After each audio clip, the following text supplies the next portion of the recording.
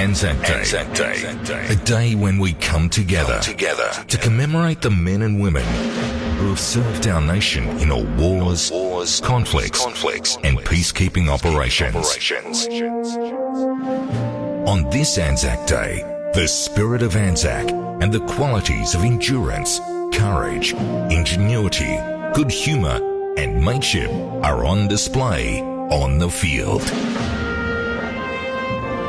This is ANZAC Day NRL with David Morrow. It's a special day.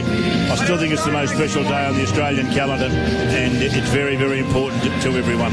Daryl Broman. There were four blokes, they're arm in arm, they sang every word of the Aussie anthem. It's just typical Aussie mateship on ANZAC Day. It's brilliant. Mark Riddell. It's an absolute privilege as a player to get that opportunity to walk onto the field on ANZAC Day, and I know the players that will be playing today, they'll love every minute of it. And Mark Levy. The highlight on the club calendar, ANZAC Day, and the two teams, they stand arm in arm, the Dragons and the Roosters, for the ANZAC commemorations.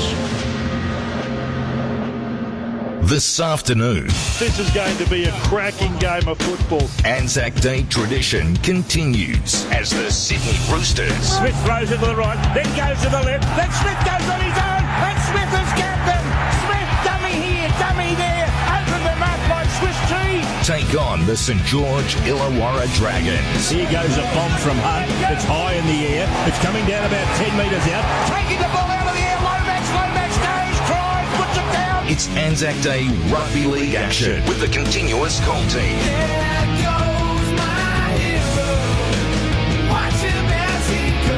Thanks to Macca's, Harvey Norman, Lowe's, Huey and Ram Trucks. I'd say you better tighten up your seatbelts. Oh, buckle up, Davo.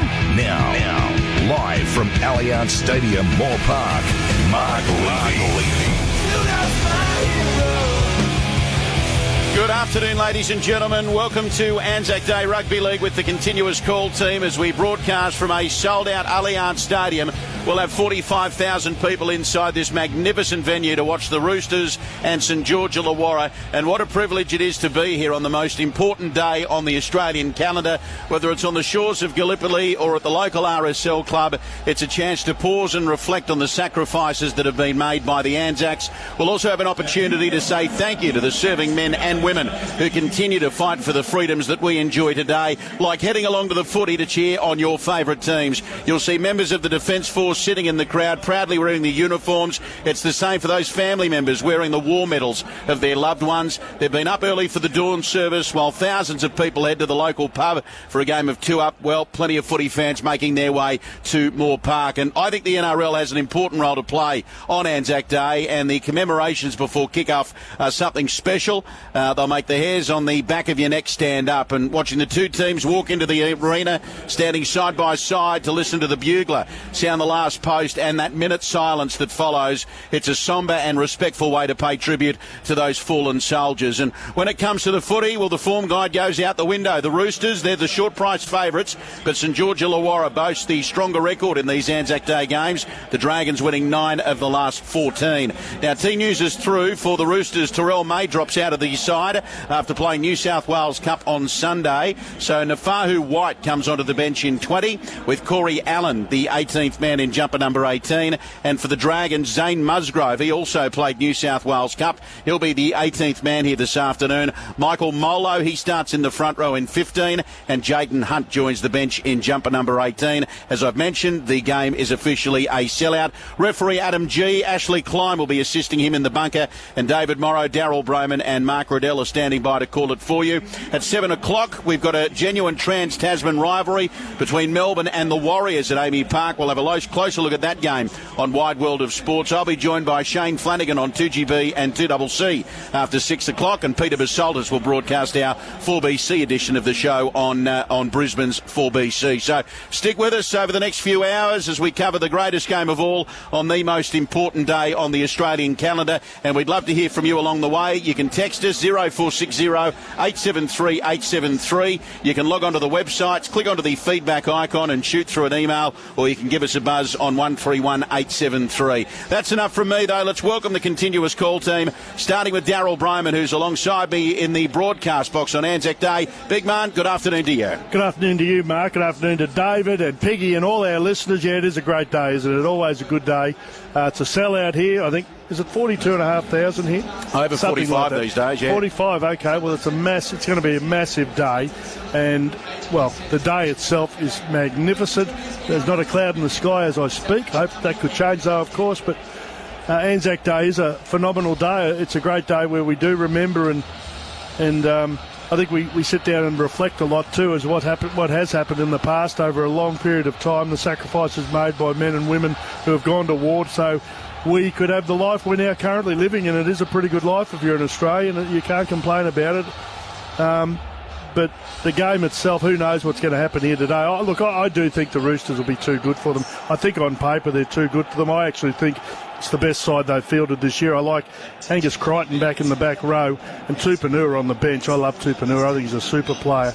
To me, that gives them a lot of power. I think the Dragons have been struggling. They've struggled most of the year, and I think they'll struggle today. I think the Roosters will win. Thank you, Daryl. Mark Piggy-Riddell, had the privilege and pleasure of playing for both these clubs on Anzac Day, and he was the one who said to me all those years ago when we first started working together, don't worry about form guides leading into this game. Piggy, you'll have the best seat in the house. Good afternoon to you. Yeah, good afternoon, Mark. Good afternoon, Daryl, David, and to our listeners. Yeah, it's just such a special occasion to have the ability to play on Anzac Day. I got to play in the first ever Anzac Day game between these two clubs back in 2002, and we probably didn't think it would eventuate into what we have today, a sellout crowd here at the brand new stadium with both these clubs who have been struggling for a little bit of form taking on each other. But I can't wait for it.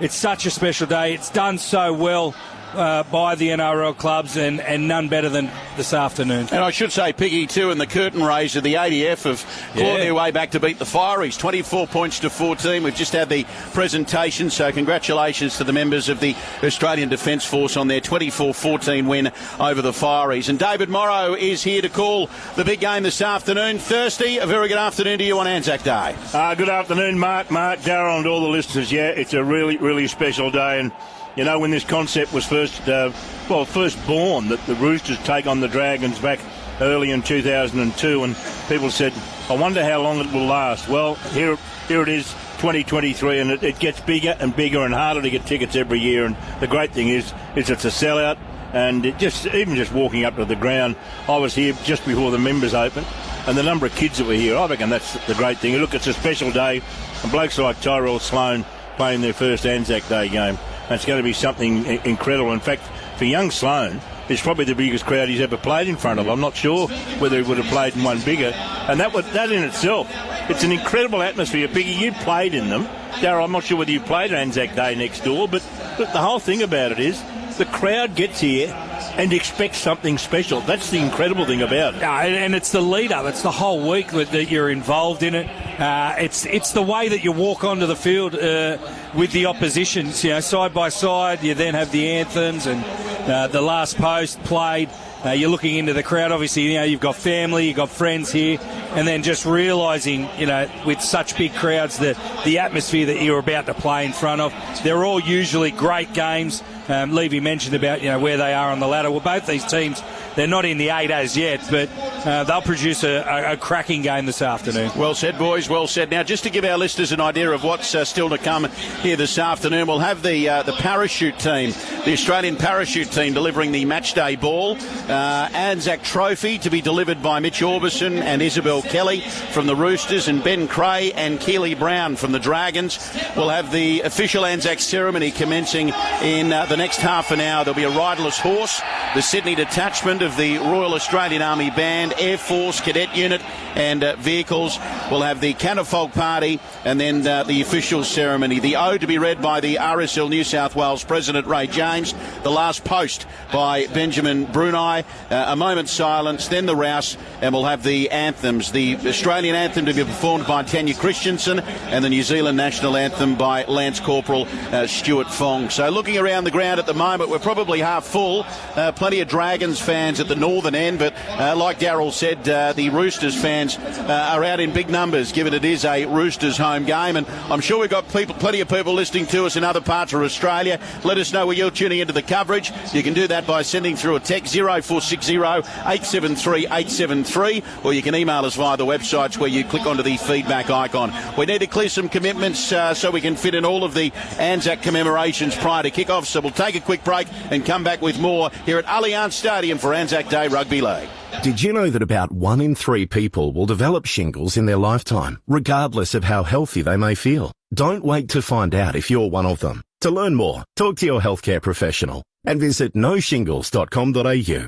Sponsored by GSK Melbourne. Tab has same race multis on Tab. You can now choose multiple runners in the same race across all New South Wales thoroughbred meetings for bigger odds. From Grafton to Wagga and Randwick in between, pick a horse to run top 2 with another to run top 4 to get more. For same race multis on Tab, download the Tab app. Not available to SA account holders and SA residents. Available on the Tab app on selected Australian thoroughbred and greyhound races. T's and C's apply. You win some, you lose more. For free and confidential support, visit gamblinghelponline.org.au. The Lottery Office is Australia's ticket to the world's largest official lotteries. That includes the Italian Super Jackpot, the USA Power Lotto, even the European Millions, which is right now at a massive 184 million Australian dollars. But hurry, this draw closes midnight tonight. The Lottery Office has revolutionised the way we play lotteries.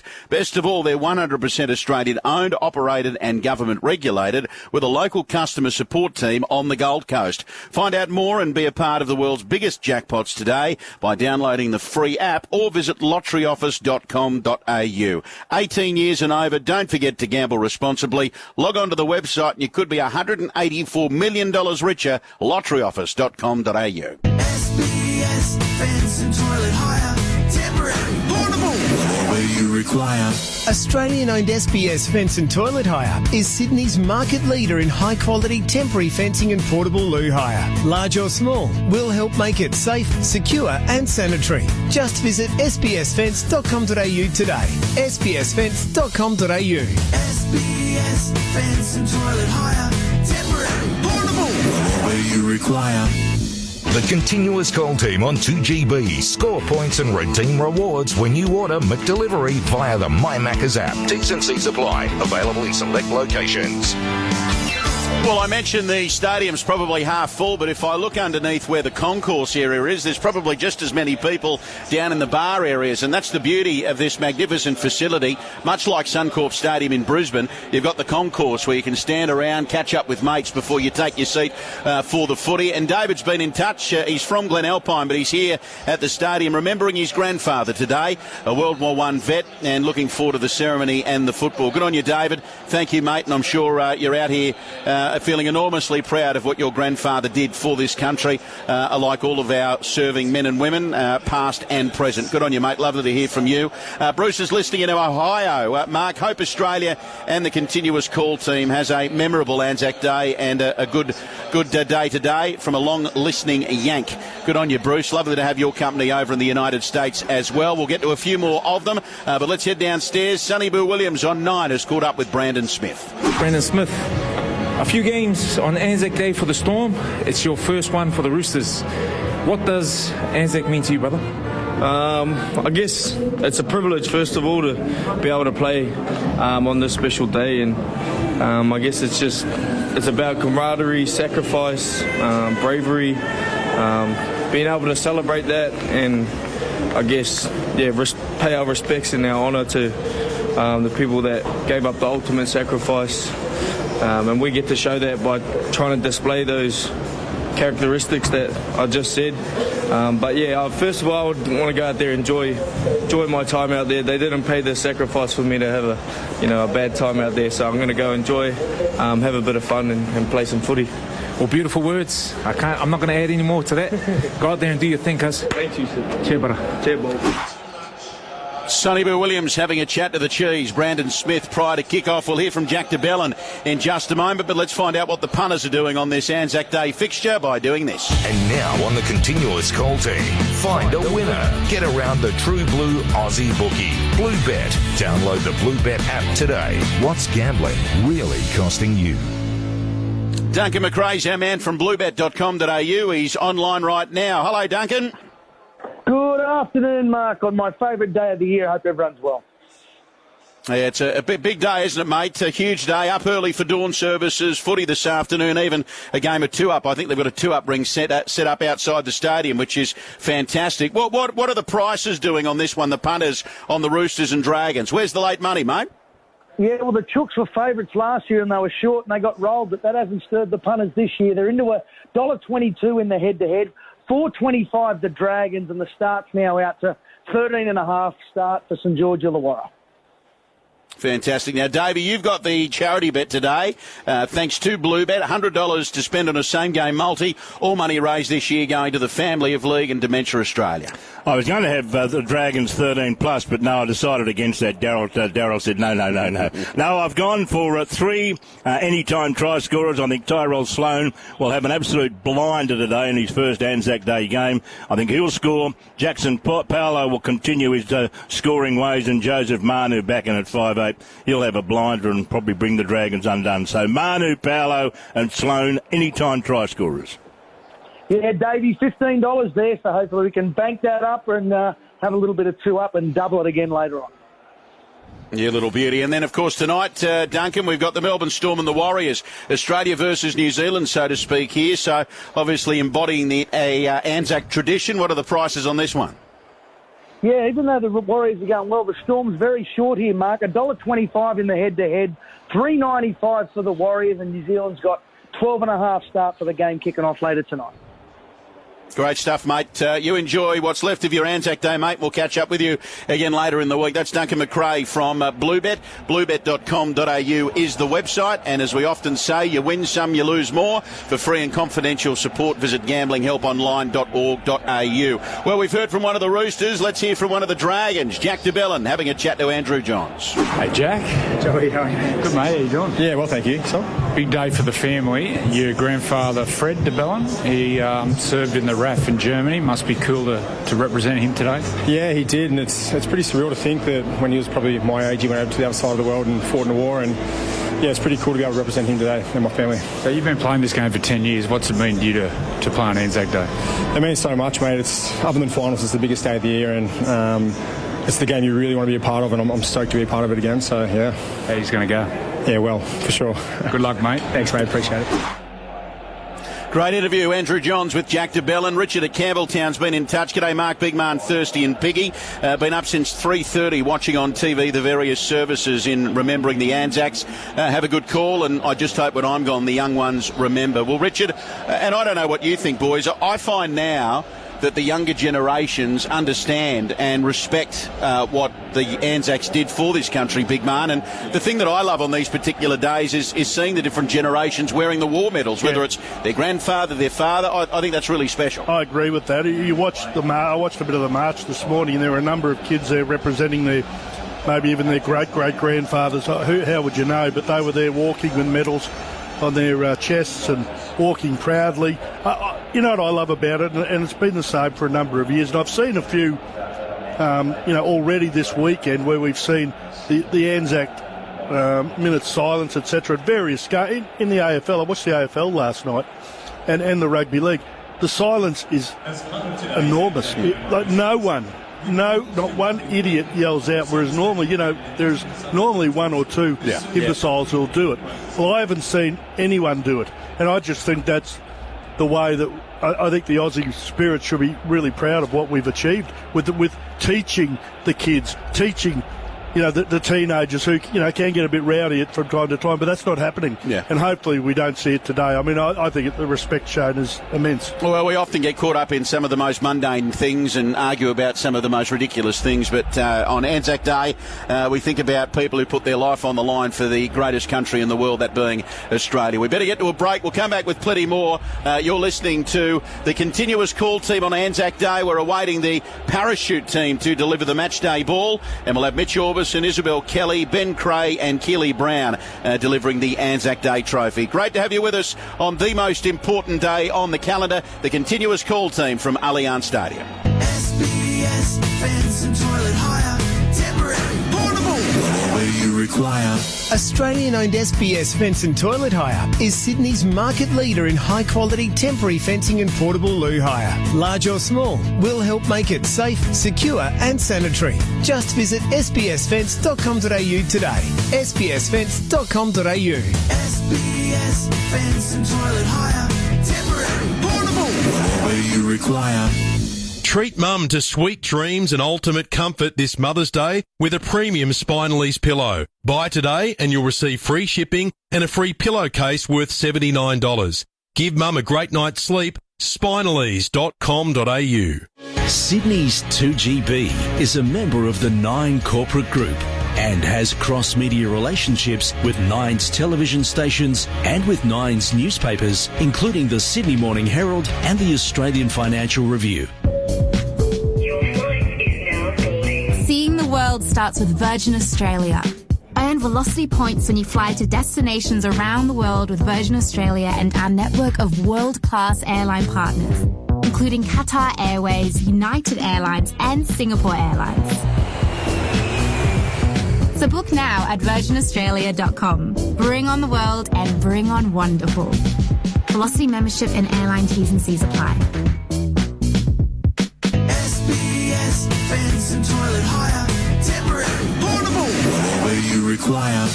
When it comes to temporary fencing and portable toilets, go straight to SBS Fence and Toilet Hire. Yep, the name says it all, but it's what we do, and we do it well. Large or small, we'll make it safe, secure and sanitary. Short-term, long-term, servicing and cleaning. Whatever you require, visit sbsfence.com.au. Temporary, portable, whatever you require. You're listening to the continuous call team on Sydney's 2GB. Thanks to Macca's, Harvey Norman, Lowe's, Huey and Ram Trucks. Well, I can only assume we're up on level 3, but the parachute team isn't too far away because everybody inside the stadium is either looking at the big screens or looking up into the air. I don't know whether any of you blokes have jumped out of an aeroplane before. Probably a bit of a weight issue for Daryl and myself. But Piggy, is this something that would interest you one day? No, this doesn't interest me whatsoever. No way. What about Twiggy? Or Davey? Yeah, but I've got a bit of respect for Davey. There's no way in the world you would get me anywhere near doing that. What if someone offered you, say, 500,000? No. How much money have you got? You could offer me If you offer me 500, I will jump out of it. Righto. Well, you could offer me 500 million, I wouldn't even be thinking about it. Oh, please. 500 million. Got too much money, David. No, I'm not stupid. 500 million? You could give up work. What about a mil? No, I wouldn't do it for $1 million. He's not going to do it for 500 million. How's he going to do it for $1 million? I thought he said 500,000. No, he said 500 million. Right, Why would I want to do it? I have got no inclination. I can't stand going up. I don't mind being in aeroplanes, but if I go up too far in height... How high they go, aeroplanes? Imagine the questions from Davey, given the amount of questions we've had pre-Magic round. Here they come right now. See, there's a winner. There's 500 million for you now, David. Oh, what about the landing? Graceful. There's one inside the stadium. Down comes another one. They're delivering the match ball. Oh, have a look at this for precision. Landing on the 30-metre line. What are you laughing at, Piggy? What was it? Precision. Precision. Listen, it's been a very long weekend of working. Drop off. Here's number 3. I think there's only 3 of them. Yeah. Delivering the match ball. Yep, everybody's running out there. So too Brad Fittler. If David would have jumped, he would have been doing a number 2. I tell you, you need more than brown trousers.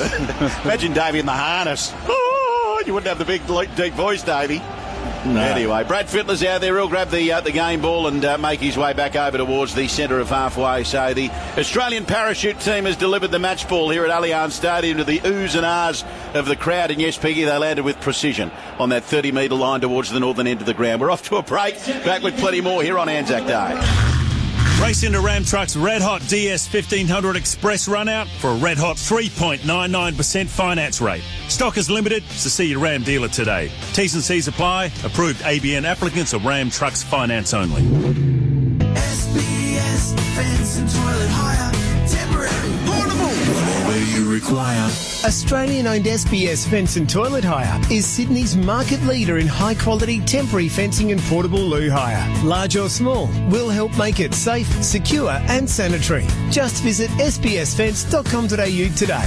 sbsfence.com.au. SBS Fence and Toilet Hire, temporary, portable, whatever you require.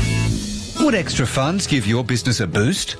Talk to Scott Pack Business Finance, Australia's largest non-bank business lender, providing fast, flexible funding to help every business. Visit scottpack.com.au. Credit criteria applies. Salt and pepper, shoes and socks, fish and chips, pots and plants. You can't have one without the other, which is why we've decided to put our pots and plants on sale together. Right now at Flower Power, you can get 20 to 50% off all our full-price pots and plants. We have thousands of stunning pots to pair with an amazing variety of indoor and outdoor plants. However you put them together, you'll be 20 to 50% better off, in-store or online. Ends ANZAC Day. Flower Power, the garden people. Your local club is the home of celebrations, live music and incredible food. But for many older people, it's so much more. It's where they can make new friends during a game of bowls or over a beer.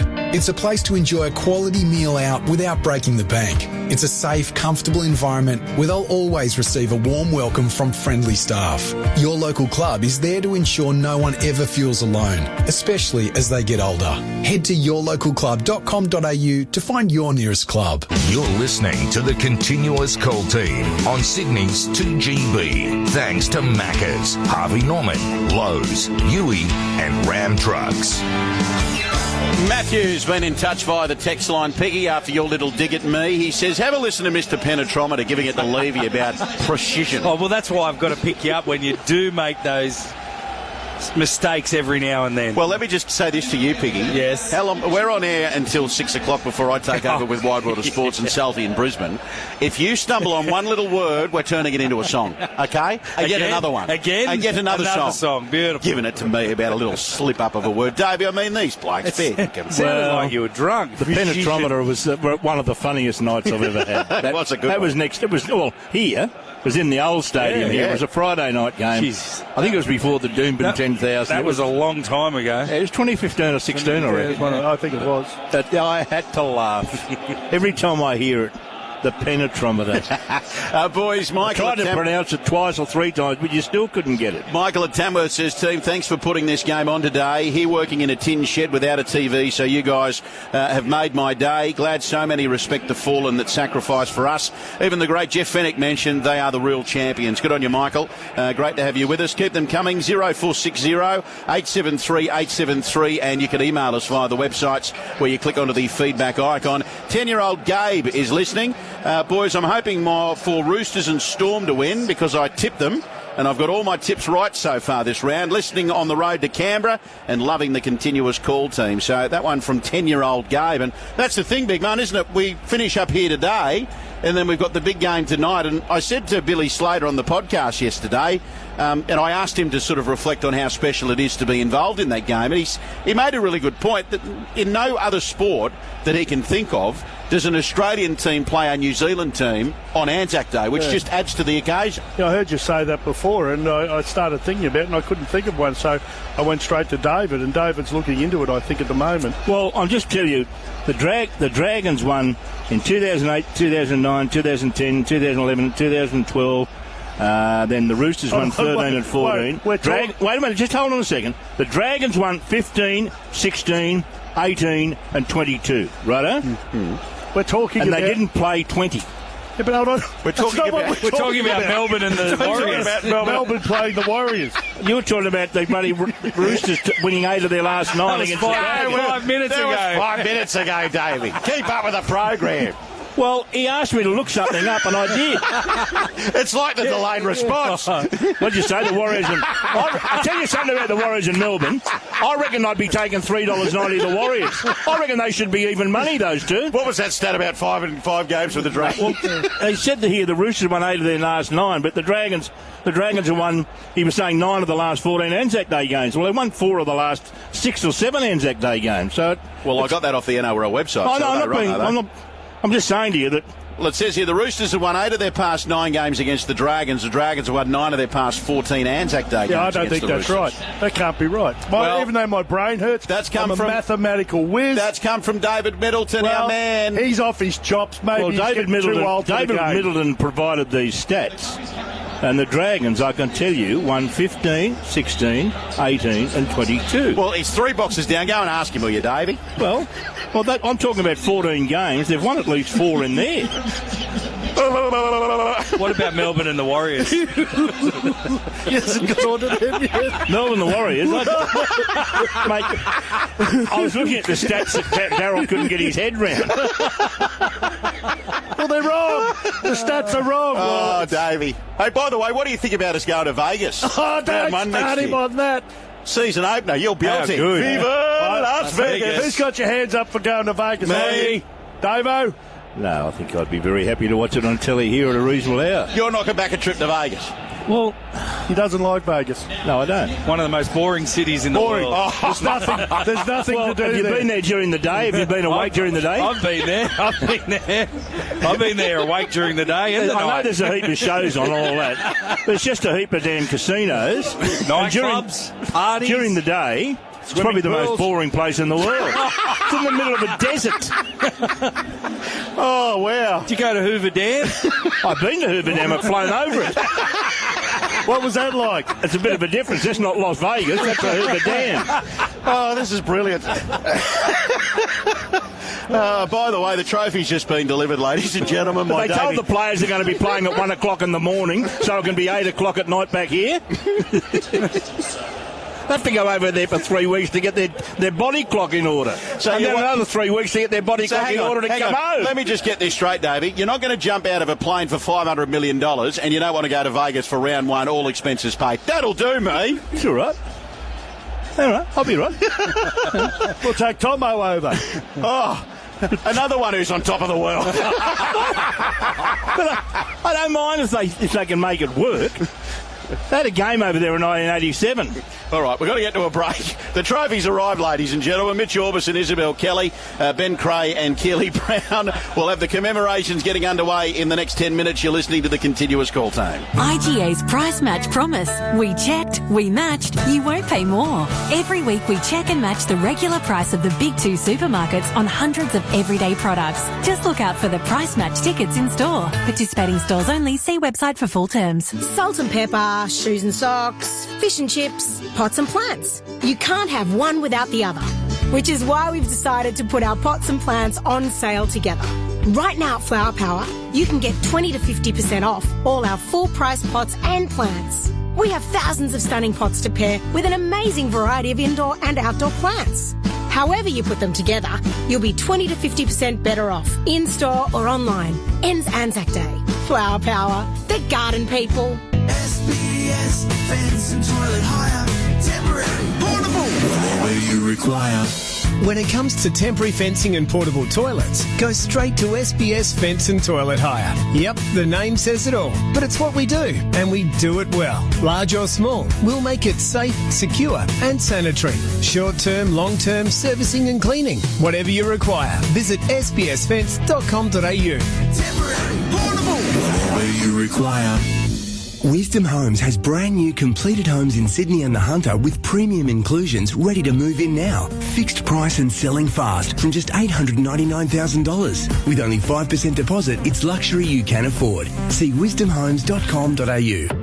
What's business look like for you in 2023? Great, with a $2,000 business bonus from OnDeck. Ben Fordham Live and OnDeck are giving one lucky business a boost with a $2,000 business bonus. Nominate a small business, it could even be your own, and tell us what a $2,000 bonus would do for you. Enter now at 2gb.com and get set to pocket a $2,000 bonus. Thanks to OnDeck, the small business loan specialist, and 2GB. The continuous call team on 2GB. Score points and redeem rewards when you order McDelivery via the My Macca's app. T's and C's apply. Available in select locations. Great to have you with us. The continuous call team, ANZAC Day Rugby League on 2GB, 4BC, 2CC and network stations across Australia. Wherever you're listening to us on this very special day, I can tell you here at Allianz Stadium, I reckon we're probably three-quarters full right now. Dragons and Roosters supporters everywhere inside this venue, even the concourse quite busy. People grabbing a beer, catching up with mates before they take their seats for the big game this afternoon. Lincoln says, boys, have a great call listening to you cutting a 10-foot hedge. Davey, don't worry about the height you're falling from when skydiving. It's the sudden stop you need to worry about. If at first you don't succeed, well, skydiving's not for you. Are you with me? Very good. Totally with you. Thank you for that, Lincoln. Shane's listening to us. I've been lucky to go to Vegas a few times. Lots of drink, food and punting, but I just can't put my finger on why I like it so much from Shane at Pudrum in Queensland. Piggy, one player who does return today for the Roosters, and we've all been wishing him well in recent weeks, is Angus Crichton. We know he's had the mental health issues. He made a successful return through the New South Wales Cup, and he's back out here this afternoon. Yeah, and he'll add plenty as well. He runs such a good line on those edges for the Roosters. In saying that, so does Satili Tupanua. So they've got a couple of real good line runners back in the team. But on Angus, it's just great to see him back in the game. We know it's been well documented, the issues that he's had to overcome over the last probably 6 months. So, he's got himself right. He's fit. He played last week. And Trent Robinson believes he's ready this afternoon for the big game. Now, boys, I'm constantly amazed where we have people listening to the program.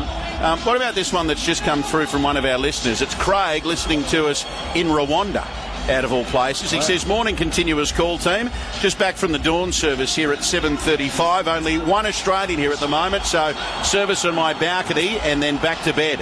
Listening to you live from Rwanda. Isn't that great? Go. That's crazy, isn't Fantastic. it? How good. I love it. All of the people listening to us around the world for their fix of rugby league with the best team in the business. I know I'm biased. The continuous call team. Let's hear from another one of the players. Brad Freddie Fittler's caught up with Joey Manu, who slots into the halves this afternoon for the Roosters. Joey, special day, ANZAC Day. I think gets lost a lot on Australians is the NZ part of ANZAC. Do you know much about the history of New Zealand in the war? Yeah, obviously there's a lot of history there. I remember just going to the dawn parades when I was a young kid, so there's nothing too much difference in Australia. So yes, it's a special part, but we're just keen to play some footy on this day. All right, footy, you're playing 5'8" today. You played fullback when Teddy was there, sometimes centre. Have you got a favourite? Nah, not really. I just enjoy being out there on the field. I feel like I play my own style and whatever position I play. So I'm looking forward to the 5'8" challenge. It's going to be a big game. So I love to play in these games, and I'm looking forward to it. The last time you played was against the Dragons and you killed it. Thank you. Yeah, that was a good game. I remember that down on the coast. So I mean, these ANZAC days are big. So I'm expecting them to turn up. What about your halves partner Luke Keary? Big responsibility on him today. How's he been during the week? Yeah, he's been good. Really felt like he's been a leader this week, helping me out. I feel like he's going to complement my game big time this today. So he's been awesome. I can't wait to pair up with him out there and hopefully get some combos going. All right, good luck. Thanks, Freddie. Appreciate it. Joey Manu catching up with Brad Fittler prior to kick-off here at Allianz Stadium this afternoon. It was a big call this week, Darryl, from Trent Robinson, who we spoke to on Saturday, the Roosters coach. And look, at the end of the day, Joey Manu's a quality player, so too is Luke Keary. How do you see this one working? Do you think it's a good move? I think it's a great move. As much as I feel sorry for Sam Walker, he hasn't been performing, and I think he's still got a number of rough edges. He's a good player, and he's going to be a very good player, but I think you look at Joey Manu, I think during the World Cup he played 5'8", and on most games if he was a man of the match, he was right up there. He's an outstanding player. And I think 5'8's his spot. Messages coming through aplenty. David says, congratulations to you all on the continuous call team. I'm the grandson of a light horseman and the son of a World War II veteran. Congratulations on your coverage on Anzac Day. Thumbs up. Cheers, guys, and well done. Good on you, David. Thank you, mate. Obviously a very proud family member today. Another Craig listening to us at Borley Point with a cold one. We got Graham listening to us as well. What about this, boys? Can it get any better? Got you on the radio, beers in front of the fire pit, lamb on the barbecue, and the kids playing footy in the backyard. Roosters by 16. Hashtag lest we forget. What a setup for the afternoon. How good's that? What a setup. Hey. Now, boys, the official part of the commemorations about to get underway as the riderless horse is led along the eastern touchline. It's at the 10-metre mark there at the moment, and it'll be followed by the Australian Army Band, the Australian Air Force Cadet Unit and the vehicles as well. And a little later we'll get into the official commemorations featuring the ode, the last post, a moment's silence, the rouse. Please welcome and the two national Australian anthems. Army Band. Made up of full-time and reserve members, the Australian Army Band Sydney is the oldest professional music organisation in Australia. With its history dating back to the Garrison Artillery Band formed in 1874, the band regularly provides musical support for various government agencies and is an integral part of the AAMI's community engagement program. So the riderless horse has made its way to the halfway. It's made a sharp left and makes its way towards the centre of halfway.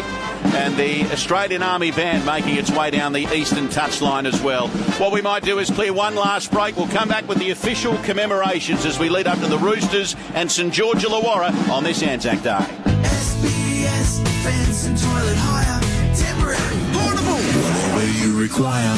When it comes to temporary fencing and portable toilets, go straight to SBS Fence and Toilet Hire. Yep, the name says it all, but it's what we do, and we do it well. Large or small, we'll make it safe, secure and sanitary. Short-term, long-term, servicing and cleaning. Whatever you require, visit sbsfence.com.au. Temporary, portable, whatever you require. Sorry, babe, I'm running late, so you're going to have to... Wait, what? KFC's popcorn and nugget feast. $10. What are you talking? Shut up and take my money. Not everywhere and not forever. Pick up only. That's date night sorted. Tab has same race multis on Tab. You can now choose multiple runners in the same race across all New South Wales thoroughbred meetings for bigger odds. From Grafton to Wagga and Randwick in between, pick a horse to run top 2 with another to run top 4 to get more. For same race multis on Tab, download the Tab app. Not available to SA account holders and SA residents. Available on the Tab app on selected Australian thoroughbred and greyhound races. T's and C's apply. You win some, you lose more. For free and confidential support, visit gamblinghelponline.org.au. The travel guys are cruising Croatia. I've got a bad feeling about this. In the most outrageous world tour ever. I'm on holidays with you again. All new travel guides. Wednesday 7:30 on 9 and 9 now. I am too young to think about having a will, aren't I? No. At Bryden's Lawyers, we know the importance of having a will. Do not leave these decisions to anyone else. Now is the time to make your will. Make an appointment today with one of the experts at Bryden's Lawyers. Call Bryden's Lawyers today on 1800 848 848 or visit brydens.com.au. Bryden's Lawyers, we do support you when the time comes to prepare your will. You're listening to the Continuous Call Team on Sydney's 2GB. Thanks to Macca's, Harvey Norman, Lowe's, Huey and Ram Trucks. As we welcome you back to Allianz Stadium, we've got the Army vehicles carrying relatives of the late Ferris Ashton along that eastern touchline, and we've got the Army cadets and also to the Army Band in the middle of Allianz Stadium, the official party making their way out onto the stage at the centre of halfway, where the riderless horse is being led behind that stage, and troopers holding the New Zealand and Australian flags on the 30-metre lines at the northern and southern ends of the ground. Now, just breaking away from our Anzac coverage for a second, some breaking news from our 9 newsroom in Sydney. A man has been stabbed 7 times in the chest with a kitchen knife in North Sydney. The man believed to be aged in his 40s, has been taken to Royal North Shore Hospital following the incident at a home on Whaling Street. So just some breaking news from the 9 newsroom in Sydney. A man's been stabbed 7 times in the chest with a kitchen knife in North Sydney. If there's any more on that we'll let you know throughout the afternoon. But out they come now, the servicemen and women holding the, enormous Australian and New Zealand flags, and all we'll need now then is the 2 teams to make their way out. Darryl, have a look at around the ground here at the moment. Roosters, Dragons fans, rugby league fans, all waiting in readiness for the ANZAC commemorations. Well, Mark, I don't know how many times I've been to this ground, maybe 3 since it opened, I'm not sure, but it is fantastic. I think it's one of the great grounds now. I mean, it was always going to be. They spent a fortune on it, and it had to be good, but it is good. I love the way that the seating is fairly upright. Like, is that horizontal or vertical? I get mixed up on the vertical, but it's not completely vertical, but it's about 45 degrees. It's a really good stadium. Everyone gets a seat. Everyone's got a great view. I was looking before, even the people up at the very top, imagine they're a reasonable way away, but they're almost looking over the ground. The stadium's phenomenal, and this will be a great day. Great. It is already a great day. It should be a great game as well. Just a light-hearted message here from Joey in and amongst all of the seriousness at the moment. It's from Joey that says, continuous call team. I think the new team members haven't been vetted. So I'd like to see Josh Morris, Alana Ferguson and Boyd Courtner and even Paul Gallen in a parachute for ANZAC Day next year. They need to earn their stripes. Darryl, are you with me? I think that's not a bad idea. I mean, that would be good promotion for us, I would think, if one of them jumped off out of a plane. In fact, let's get the whole 4 of them. We could do an outside broadcast. Could we have them like back to back to back to back, like all strapped to each other, the 4 of them with the one umbrella? Is that possible? I know you can do. Is it 2 on tandem? Is that right? A dual jump. Why don't we go for a world record and have 4 of them strapped together? You know, it would be a world record jump. If you and I went up there. I shan't be going up. But I would, for 500 mil I would, yes. But not for anything less. By the way, there's a lady in Wagga Wagga by the name of Wendy who says, I've had to turn you off. Davey doesn't want to go to Vegas, one of my favourite places in the world. Any excuse to turn us off. Mate. Come on. Wendy. How good. Wendy's still with us, I'm sure. Come on, Wendy. Lift. Now, the official party's up on the stage. You can hear the band in the background. And like I say, very shortly, we'll get into the ANZAC ceremony with the New South Wales RSL President, Ray James, to read the ode. Benjamin Brunei with the last post. Our catafalque party.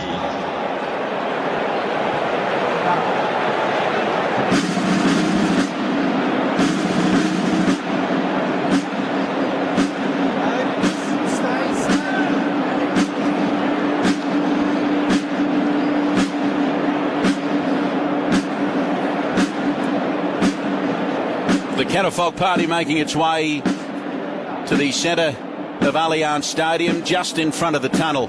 There's a flame, and the catafalque party taking up its position behind the flags, 10 metres in from the western touchline.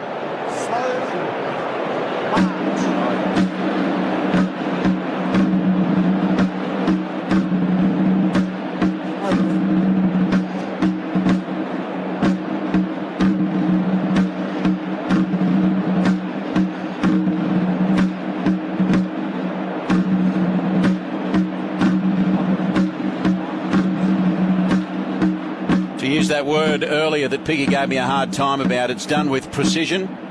The catafalque party making its way either side of the flame that sits 5 metres in from the western touchline in the middle of the field.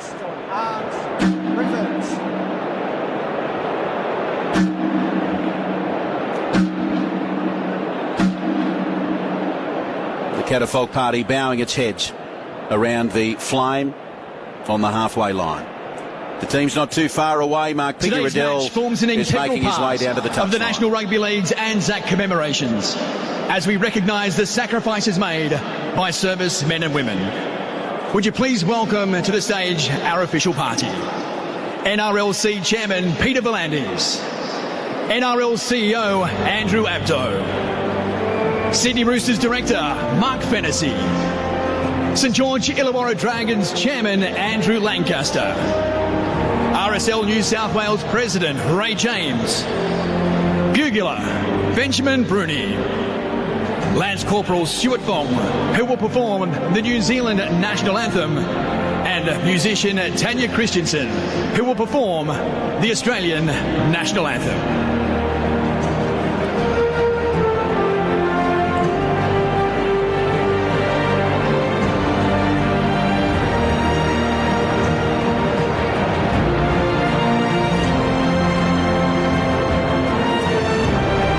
do my very best to paint a picture for you, ladies and gentlemen. Understandably, not everybody can see what's happening here at Allianz Stadium via Nine's Wide World of Sports. That's the beauty of radio, and it's a magnificent sight here at Allianz Stadium. To Allianz Stadium, the St George Illawarra Dragons and the Sydney Roosters. They are led out by Corporal Kurt Miller and leading air craftsman Jason Smith. Have a listen to the roar of the crowd as they make their way out, the Dragons and the Roosters. James Tedesco takes the Chooks in their light blue jersey towards the southern end of Allianz Stadium. They'll make a line and cross the 40-metre line, and Ben Hunt with the St George Illawarra Dragons towards the northern end of the ground along that 40-metre line. All is in readiness. The crowd on its feet for the ANZAC commemorations on the most important day on the Australian calendar.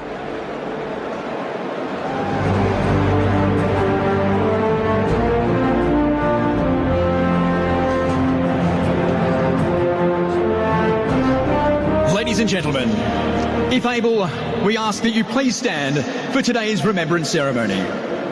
Welcome again to our official party. The ode will be read today by Ray James, RSL New South Wales President. Benjamin Bruni will sound the last post. That will be followed by a moment's silence and then the rouse.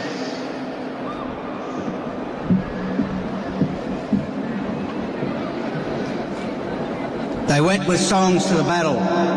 They were young, straight of limb, true of eye, steady and aglow. They were staunch to the end, against odds uncounted. They fell with their faces to the foe. They shall grow not old, as we that are left grow old. Age shall not weary them, nor the years condemn.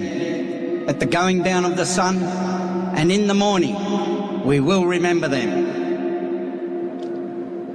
lest we forget.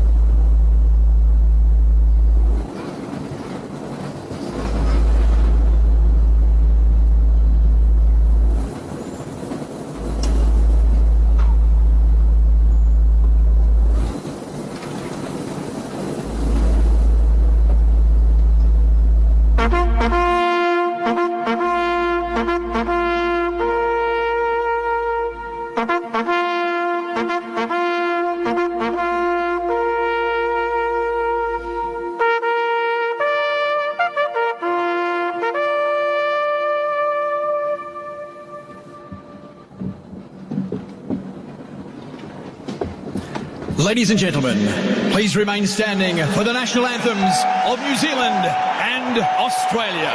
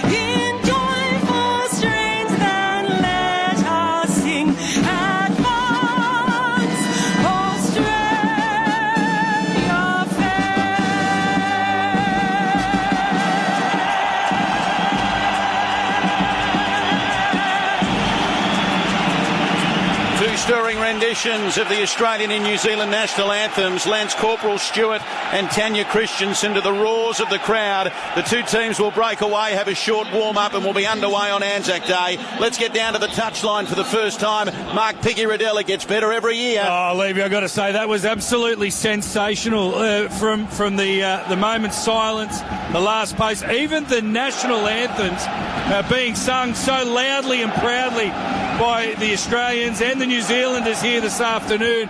Look, just on the conditions, it's perfect for footy today. There's no real breeze to speak of. It's a nice, fast, dry track. I just can't wait for this game to get started. And Piggy, we said it earlier, I mean, throughout the moment's silence over the course of the weekend in the Anzac round, nobody has uttered a word, and it was the same here this afternoon. Yeah, it was brilliant. Everyone's just done such a great job. As you said, the silence was there in a stadium with 40,000 plus people. It was terrific. I just can't wait for this game now. Well done, Piggy. Thank you, mate. We'll come back to you for your tips as the Roosters make their way to the northern end of the ground. The St George Illawarra Dragons doing a bit of wrestle down in front of us towards the western touchline. Boys, let's lock in your tips. We do that thanks to McDonald's. Score a Macca's Classic on game day. The Big Mac. Order via McDelivery today. McDelivery is available in select locations. And, of course, a first try scorer for KO and Telstra. It could change your life. Get 12 months of KO Basic with a new Telstra home internet plan. Head to telstra.com for all of the details. Big man, we'll get your tip, your first try scorer, and a player who will deliver. I think the Roosters will win, and I think they'll win reasonably comfortably. First try scorer, I think Daniel Tupou. He's only scored 3 this year, which is a little bit unlike him, but I think today could be the day. And the player to deliver, I think Joey Manu at 5'8" is going to be awfully hard to stop. Mark Piggy Riddell down on the touchline. Your thoughts this afternoon? Yeah, I am tipping the Roosters, but I think it'll be in a close one. Player to watch, player to deliver, Brandon Smith. He needs to deliver for the Roosters. He's a big buy this season for them, and I'm going to go with the cheese as well for first try scorer. Brandon Smith. What say you, David Morrow? Thanks to McDonald's. I've got to go the Roosters. The Dragons have got too many players out, and they're not playing good enough to beat the Roosters. Not that they're playing that well, but I think the Roosters will be too good. My player to watch, obviously Angus Crichton. I just hope he has a great game for his comeback. Special guy, special family, and it's a huge thing for him considering what he's been through. But my first try scorer, Terrell Sloan, on debut on Anzac Day. Thank you very much, Davey. Now, just on the jerseys this afternoon, the Roosters paying tribute to the eastern suburbs sides of 1944 to 1946 by wearing the Bondi blue coloured wartime jersey, designed to represent the club's proud history while serving as a symbol of wartime hardships and on-field success. And the Dragons have created a special jersey to reflect the occasion, paying homage to one of the most recognised wartime poems and the Australian and New Zealand Defence Forces. Adam G's our referee. It'll be the Dragons to get us underway. The Roosters with first use of the football. Mark Riddell's on the touchline. Daryl Broman in co-commentary. And here's David Morrow to bring you another Anzac Day clash between St George Illawarra and the Roosters. Thirsty, it's all yours. Thank you very much, Mark Levy. Interesting, I ran into Jared Maxwell out the back about half an hour or so ago. I said, I noticed the two youngsters who got the games today with Grant Atkins, Grant tonight and G this afternoon. He said, gee, they'd love to know they're two of the young ones. I said, well, they're a lot younger than the other pair. Anyway, good luck to them both. It's great to see the two up-and-coming referees, Adam G and Grant Atkins, getting the two big games today as Sloan gets us underway. The Roosters defending the Roosters end. Yeah, they're up the Paddington end, the Moore Park Road end. And the Dragons defending, obviously, the southern end. You could call it the St George end, assuming it's the southern end. The ball is played, and Keary with that headgear in an acting half offloads the ball, and Tupou goes for a run. He's tackled about 22, 23 metres out from his own goal line, plays it to Smith. Long pass comes across, and big Jared brings it back. Jared Warrior-Hargreaves. 12th time he's participated in an Anzac Day contest. That's not a bad stat for you, Blinds. There's 12 of them. That's enormous. It is. And every one of them, I reckon, he's probably been close to man of the match because he gives it all when he plays. As he brings the ball back, and he's probably played in a few of those Anzac Test matches when they used to have them too at this time of the year when New Zealand played Australia around this time. Ball fed back to Keary, and there's a player from the Dragons, I think it was Laurie, trying to get out of the blocks a bit quickly. He stumbled over, kicked downfield, fielded by Sloan. He offloads the ball, and bringing the ball back is Fine, the left winger. They're going to miss a few players today, the Dragons, besides the fact that they're not going that well. But no Sewer, he's a big loss, and no Ravalawa on the same side of the field, Daryl. if they're going to score tries, normally Sue and Ravalawa are together. Scoring points has been a problem for them, David. They're not playing all that well. They're running 13th in the league at the moment, and the Roosters not going that much better. They're on 9. They're running 9th, so it's a big game for both these sides. But not just because of the points; it's because of the situation and the day. It's a great day. They want to play well here. DeBellin brings the ball back. And he's going to play the ball about 42 metres out as the ball is fed to Hunt. And Hunt puts up his first kick of the afternoon. Tupou getting underneath it. He takes the ball well. He evades the first line of defence, but then 3 more came in behind the first player, who was the big fella Murdoch Masilla. And they finished the play off. And they're going to play the ball about 30 metres out in their own goal line. Plays it now. Tedesco is going to go for a gallop out of acting half. He will do this a lot today, because he does it every time. That's where he's at his best, David, just hanging around the ruck. I mean, that's where he's dangerous. Backing up the middle. Here's another run from Warrior Hargreaves. That's about his 3rd hit up already. Ball played to Smith, and they'll go back the right side. And Manu gets the ball, playing back at 5'8", and he's tackled just over the halfway line, 45 metres out. Smith has it, feeds it to Keary on the last play. There's a high kick. It's coming down on the far side of the field to Moga. Moga takes the ball, and he's going to bring the ball back, and he's going to play it around about 20 metres out from his own goal line. Now, correct me if I'm wrong, Piggy, but Moga is probably the only player playing for the Dragons who's actually played in a Roosters jumper. Am I right there? Yeah, I'd have to have a look through the side, but off the top of my head, yeah, Tautau Moga, it actually came through the junior system at the Roosters for many years before he went off to try and find an opportunity in first grade. Hey, boys, just quickly, the first thing I've already noticed today is just the tightness, the compressed defence of the Dragons. I'm sure when the Roosters see that and identify it, they're going to challenge and shift that ball early in the sets. As the ball comes away now to the left wing for the Dragons, and bring the ball back as Fine. He's tackled about 35 metres out as the ball is fed from Mbai. Away it goes into Amon. Amon steadies, pumps it high in the air, kicks it in the direction of Tupou. Tupou again being able to catch it almost untroubled. He got a pass away to Swalihi. Swalihi wasn't expecting it, and it was I'm not sure, Darryl, but I reckon it's a pass that wasn't warranted. Because I think before, David, when he had a hit up, he's trying to offload as well. Tupou, he's a solid player. Did I read that he's re-signed with them? Because I thought they bought another one. They bought the boy from Newcastle, haven't they? But I think Tupou, who was off contract, I think he's re-signed, but I might be wrong. The ball is played and they go back left side. Gee, that's a long pass. Radley, away it goes to Butcher. Butcher's up over the halfway. This should be shut the gate. Tedesco screaming down the centre of the park. Scores the opening try on ANZAC Day, and that was an absolute baller of a try. Roosters lead 4-0. I know it looked easy, but there was a lot of good footy in that, Darryl. It was a brilliant pass in the middle of the ruck. There was really nothing doing there, but I think it was a poor defensive play here from the Dragons. The ball went wide. Did it go? Was it Radley who offloaded the ball? Radley offloaded to Butcher. He gave it to Butcher. Now, Butcher ran into a massive gap.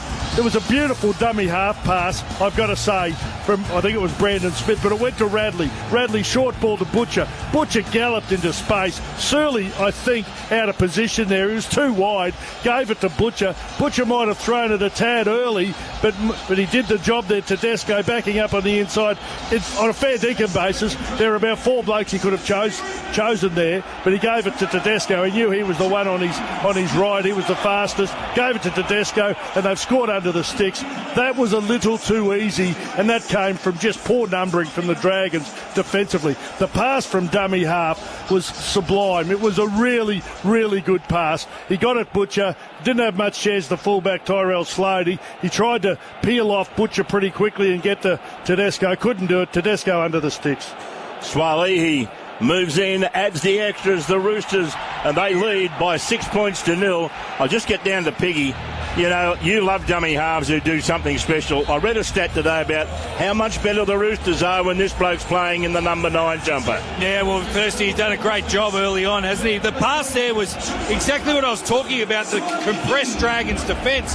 That pass to Radley went past 4 Dragons defenders and enabled Radley to get straight onto Ben Hunt, the halfback. They've got to get their spacings right. They're trying to compress on the Roosters and bash them, but the Roosters identified it. With that pass, they got past plenty. And, of course, the first try on Anzac Day, brought to you by Telstra Home Internet KO. It's a magnificent way that you can watch the action. Walk around with your little mobile phone and pick up KO thanks to Telstra's Home Internet. And, of course, it's a good time to say, with the Roosters leading by 6 points on the low scoreboard, that you're listening to the continuous call team. Macca's. Dinner's sorted. Dine in, drive through or delivery. Sounds like a good idea for tonight, Darryl. Yeah, it is a good idea. I'm batching, so McDonald's on the way home. I think so. You'll be getting... How many times have you used Uber Eats?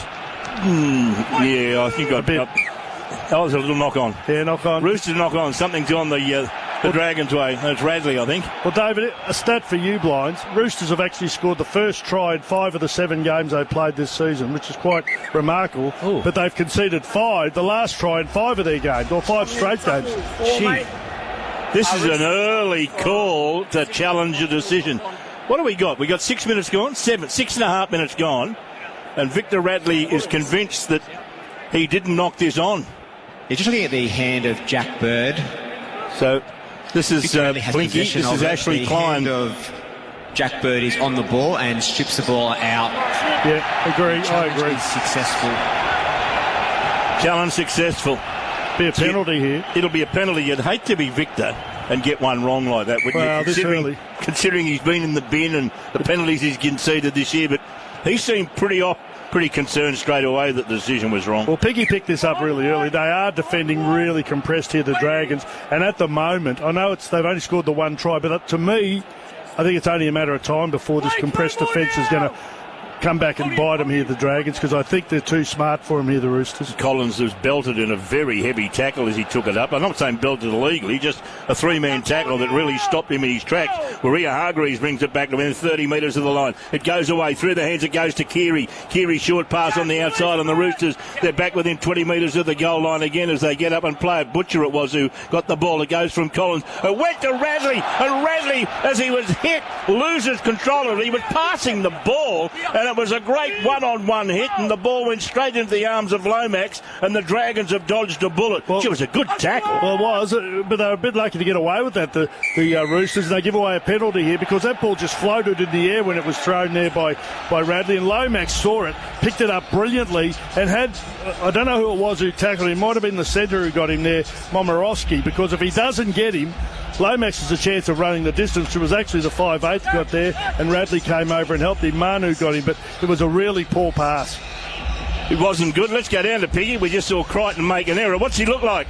No, he looks good. He looks really good, Thirsty. I had my question marks over, them bringing him back into such a big game after only 1 week in New South Wales Cup. But from all reports, he's really fit. He had a good hit out last weekend. He'd be ready to go today. Ball comes back the open side for the Dragons because they got that penalty. Amon sends it across to Murdoch Masilla. He stands and threw a pass back on the inside. The person, I think it was Hunt, who's standing back on the inside. No, it's Amon. Someone called for the ball while he was surrounded by 3 Roosters players. 1, the pass was thrown, but 2, the player who called for it had no chance of doing anything with it. Goes to Hunt. He'll go out the back door. Here goes Sloan. Little flick pass out the back, and Suley is tackled. And Suley will play the ball 20 metres out in the Roosters line over on the eastern side of the field. Mbai has the ball. It comes across to Sloan. Hunt has a crack on his own. Good tackle. Underneath was Collins. Over the top, Maria Hargreaves. That's a nice combo. And Moan has it. On the last play, up goes the kick, trying to tap the ball back in as Fine. The Roosters get the crumbs. They try to keep it alive, and by trying to keep it alive, it can't be controlled. Momorowski, and the ball's gone loose over the touchline, and the Dragons will get the ball 10 out from the Roosters goal line. Yeah, they got a result there. It wasn't a particularly good kick. It was nearly going to go to touch on the full there. The winger did a really good job. Fine, he tapped it back in. Unfortunately for the Roosters, it went straight to Momorowski. He was about to be bundled into touch. He tried to flick it in field, went into touch. Here's the Dragons. They're only 10 metres out here, Davo. It was a great tackle from Lomax on Momorowski. The moment he touched the ball, crash, bang, wallop. Not that he had much to do with him, he just virtually had to push him into touch. Laurie takes it up, and the Dragons have a chance here, leading on the low scoreboard, the Roosters by 6 points to 0, and Zembai in an acting half, slowly to his feet, plays the ball, they go back right side, it comes from Mamone to Hunt, Hunt drifts across field, Sloan to Suley, flying off the wing, great wall and all tackle by Tupou. Too much crossfield again, going from acting half, then was Mogan. Did I hear the 6 to go bell go? I think I did. Absolutely you did. Ball is played, 10 out from the goal line. The Dragons have it again through Hunt. The ball comes across. It comes to Molo. Molo's tackled right underneath the northern goalpost in front of the M.A. Noble and Bradman stand joined. Ball fed to Amon, and there's a sloppy pass. A sloppy pass out the back door. It was meant for Jack Bird. It wasn't a great pass. There was pressure coming from the outside of the Roosters. The ball's knocked on, and the Roosters will come up with the ball. That's a shocking pass, David. They were lucky it wasn't intercepted here. It was just telegraphed here. The ball went out the back. It was a 5'8" who threw it. As soon as Jack Bird was about to grab it, he just got absolutely smacked by one of the players. Who was it? The winger who came in? It was Paolo. Came in, smacked him. They were lucky Paolo didn't intercept it and streak away. It was a really poor pass in a good attacking position there. Well, I think it's fair to say that's typical of the Dragons here in some way. I'd agree with that, David. I mean, they just can't ice the situations that they found themselves in there, and they're likely to hit back here, the Roosters, and run 80 or 90 metres and score. Well, Swalihi has his first real touch of the ball, and he's tackled 15 metres out. Smith gets the ball away to Butcher, and Butcher's tackled 20 metres out in the northern goalpost. Centre field, Roosters lead 6-0. This is Anzac Day, and it's footy at its best because the Roosters are playing the Dragons, and we're out to the 30-metre line. They'll play the ball. Maria Hargreaves, Smith, he dummied to one way, then goes back to left, and Radley takes it ahead. And Victor the Inflictor is tackled 12 shy of the halfway line in centre field. Right in that area where the cricket pitch would be. Smith thinks about a 40-20. It'll be taken on the full by Sloan. Well, it should be, and is, as he brings it back. Crichton and Lomax come together there. It almost was a tangle of legs. I don't think Lomax tried to do anything. I don't think Crichton tried to do anything. They just had their eyes looking at the ball and then realised that all their legs were mixed up. No one hit the deck. They'll play the ball here. The Dragons, 12 short of the halfway line. Low scoreboard, 6-0 in favour of the Roosters. Ball goes to Hunt. A double pump in the centre of the field. Didn't cause any problems for the Roosters' defence, though, as Mbai goes for a gallop across field, then straightens up, and he's tackled. He's tackled about 42, 43 metres out. Amon comes back to the left to Hunt. Hunt gets it away. The Bird has taken a great tackle there. It really was a classic tackle. It was Manu. They forget that the bloke playing the number 6 today is Manu. He's big, he's strong, and he's a good defender. And now a crossfield bomb by the Dragons is comfortably defended and diffused by Polo, and he brings the ball back 20 out. In back play, I noticed someone was just adjusting his boot. I think it was Lindsay Collins.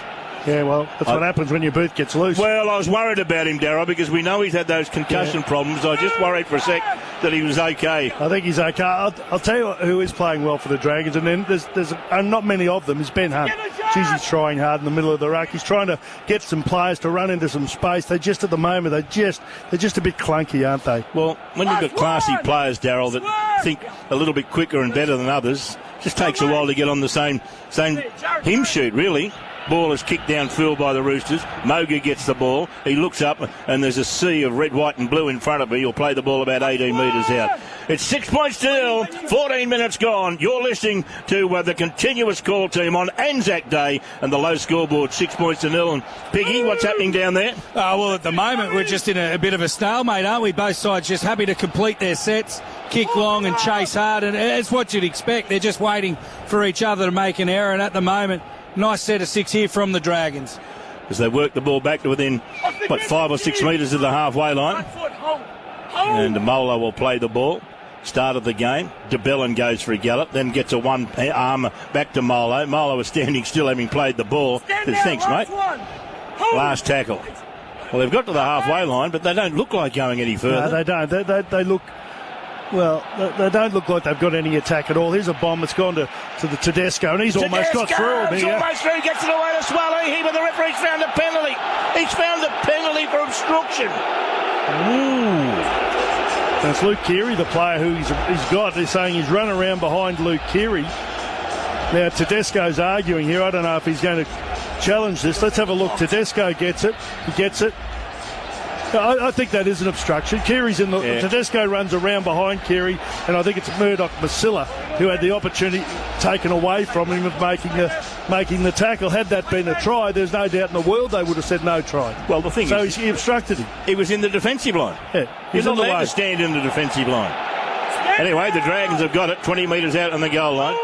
Big heavy tackle there on Laurie. Ball comes back the open side. It fends to Hunt. Down the centre, they tried to put DeBellin away, but they closed that door pretty quickly. Butcher was there and so was Radley. They come back the left side. Amone has it. Amone dodges, weaves, and then just pivots straight into the defence, and he's tackled 9 metres out, 20 metres in from the western side of the field. A long pass to DeBellin. DeBellin throws a dummy, goes on his own, and DeBellin's going to be tackled 9 metres out. And Mbai goes for a gallop out of acting half. He's tackled about 2 or 3 metres out from the goal line. What are they going to put on here for the last play? I'd be putting a kick in because they're not going to run through them at the moment, not the way they're playing. Here's Hunt. Hunt runs across field. He gets the ball away to Surley. Surley offloads the ball out to Moga. Moga flies through the air and scores like a Moga bird. It's 6-4. Kick to come. That's a good try. It's a really good try. I was just saying they're not going to go through them. They'll end up going around them, and they did very, very well there. The ball on the outside, the centre, I think, for the Roosters was found out of play. Swali'i.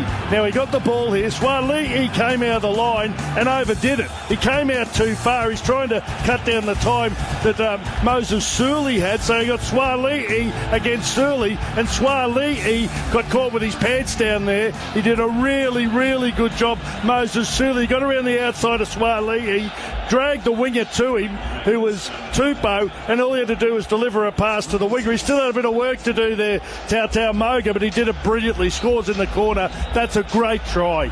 Low scoreboard, 6-4 in favour of the Roosters. 17 minutes gone. Mark Riddell. Yeah, it was a nice opportunity for the Dragons, wasn't it there? The pass from Ben Hunt to Surley just gets him on the outside of Swali'i.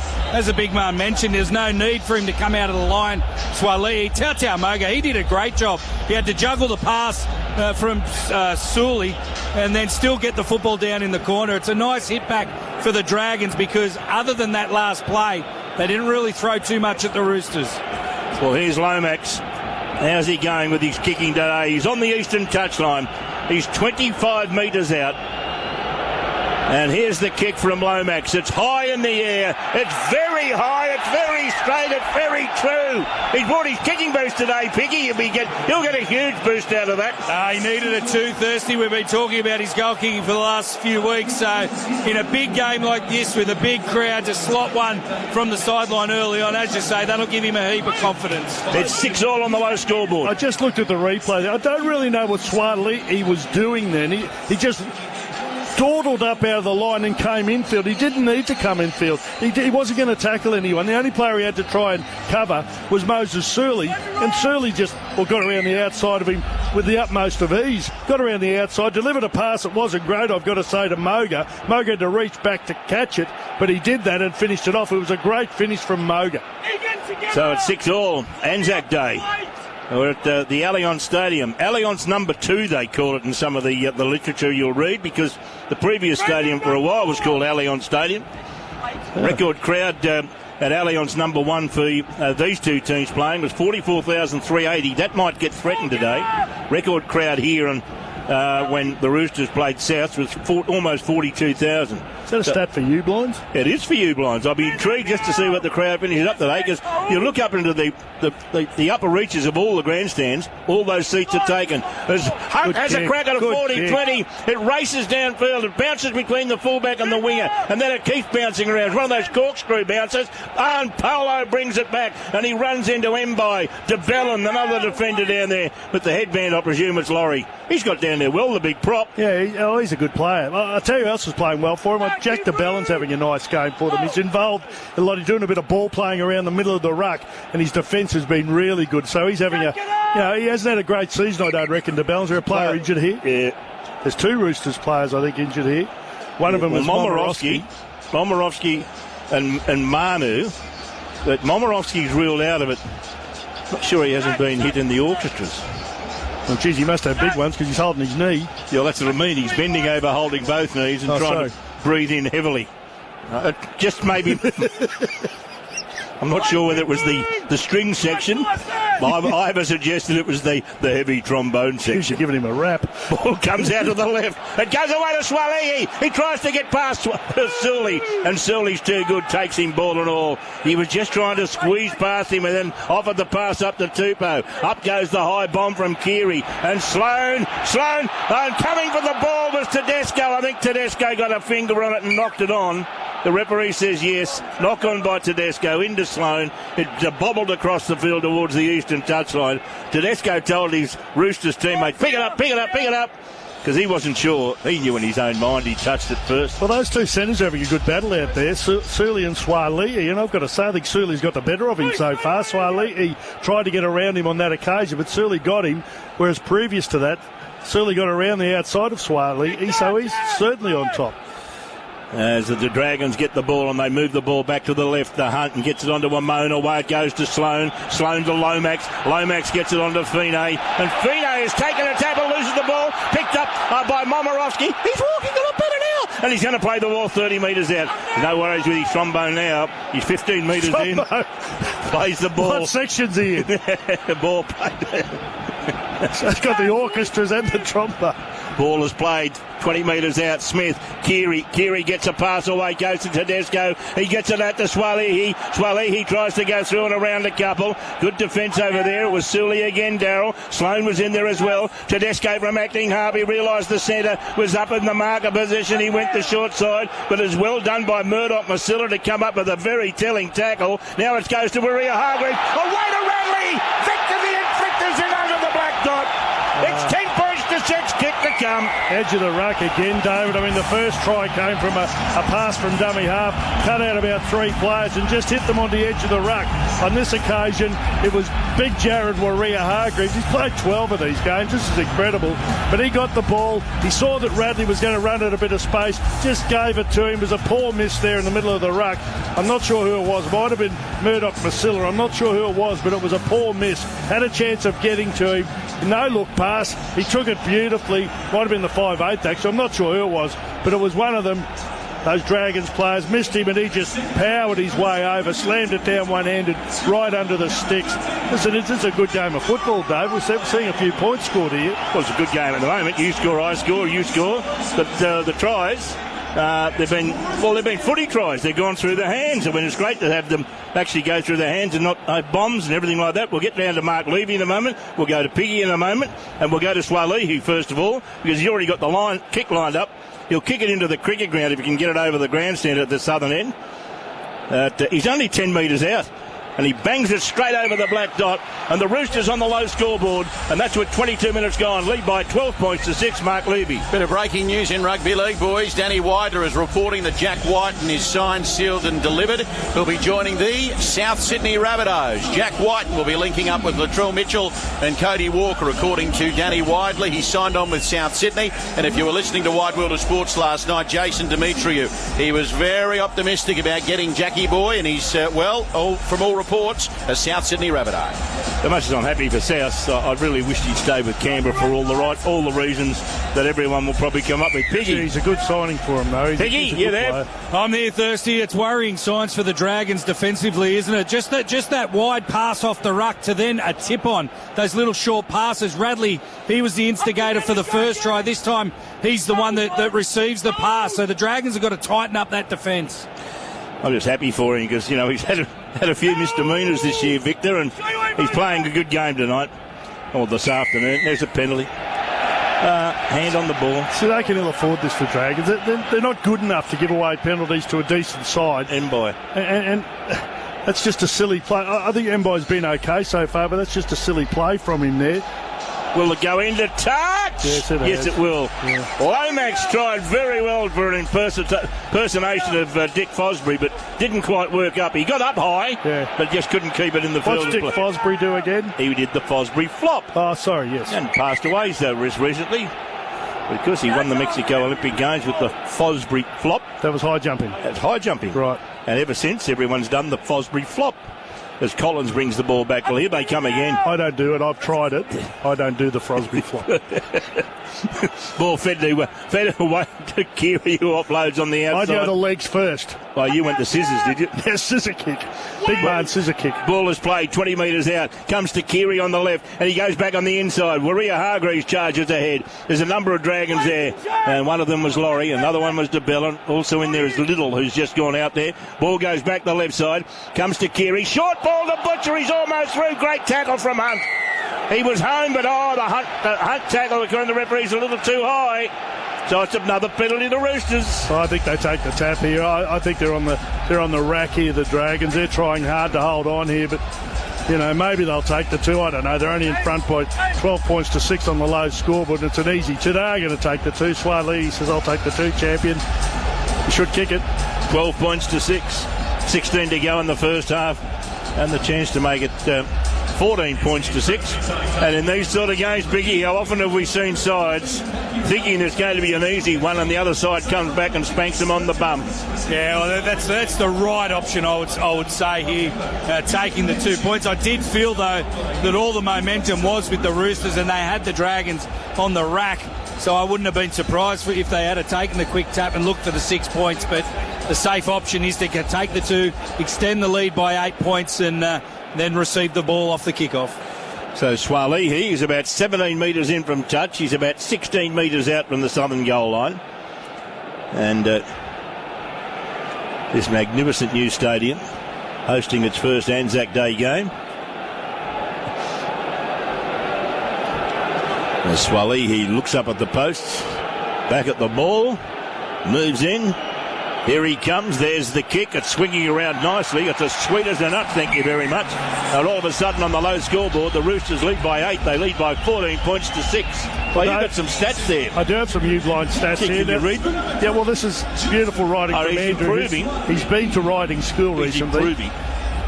Look, I think he'd be better off doing running writing. Seriously, the printing writing is just not working. I think it's and improving. If he ever, look, when he sends a card to his girlfriend, I mean, it must be so romantic when she opens it up and sees writing. I reckon he gets his mum to write it. Well, can I do the stats? Tackle bust 9-6 to the Roosters. The Dragons, your Dragons, Dave, you're leading the missed tackles 11-6. That's something they're leading in. As the ball is brought back by the Roosters and they're 20 metres out in their own goal line, Tupou comes for a gallop. And that all came back on the back of Mbai giving the penalty away. I know there's another one when Hunt gave it away, but they got the field position. Here's Tedesco. He's almost through. He's taken in a good tackle there by Murdoch Masilla. That might have been a bit high. And the cheese gets out of acting half. Brandon Smith, he dashes back to the halfway, throwing dummies left, dummies right. Ball goes back left side, comes to Keary. Keary kicks into the open space, looking for a little bit of a gap behind the fullback. The fullback runs across field, says it's not a 40-20. I'm not going to try and even entertain the thought of grabbing that ball. We'll just take the ball. We'll get the ball 10 metres out in their own goal line.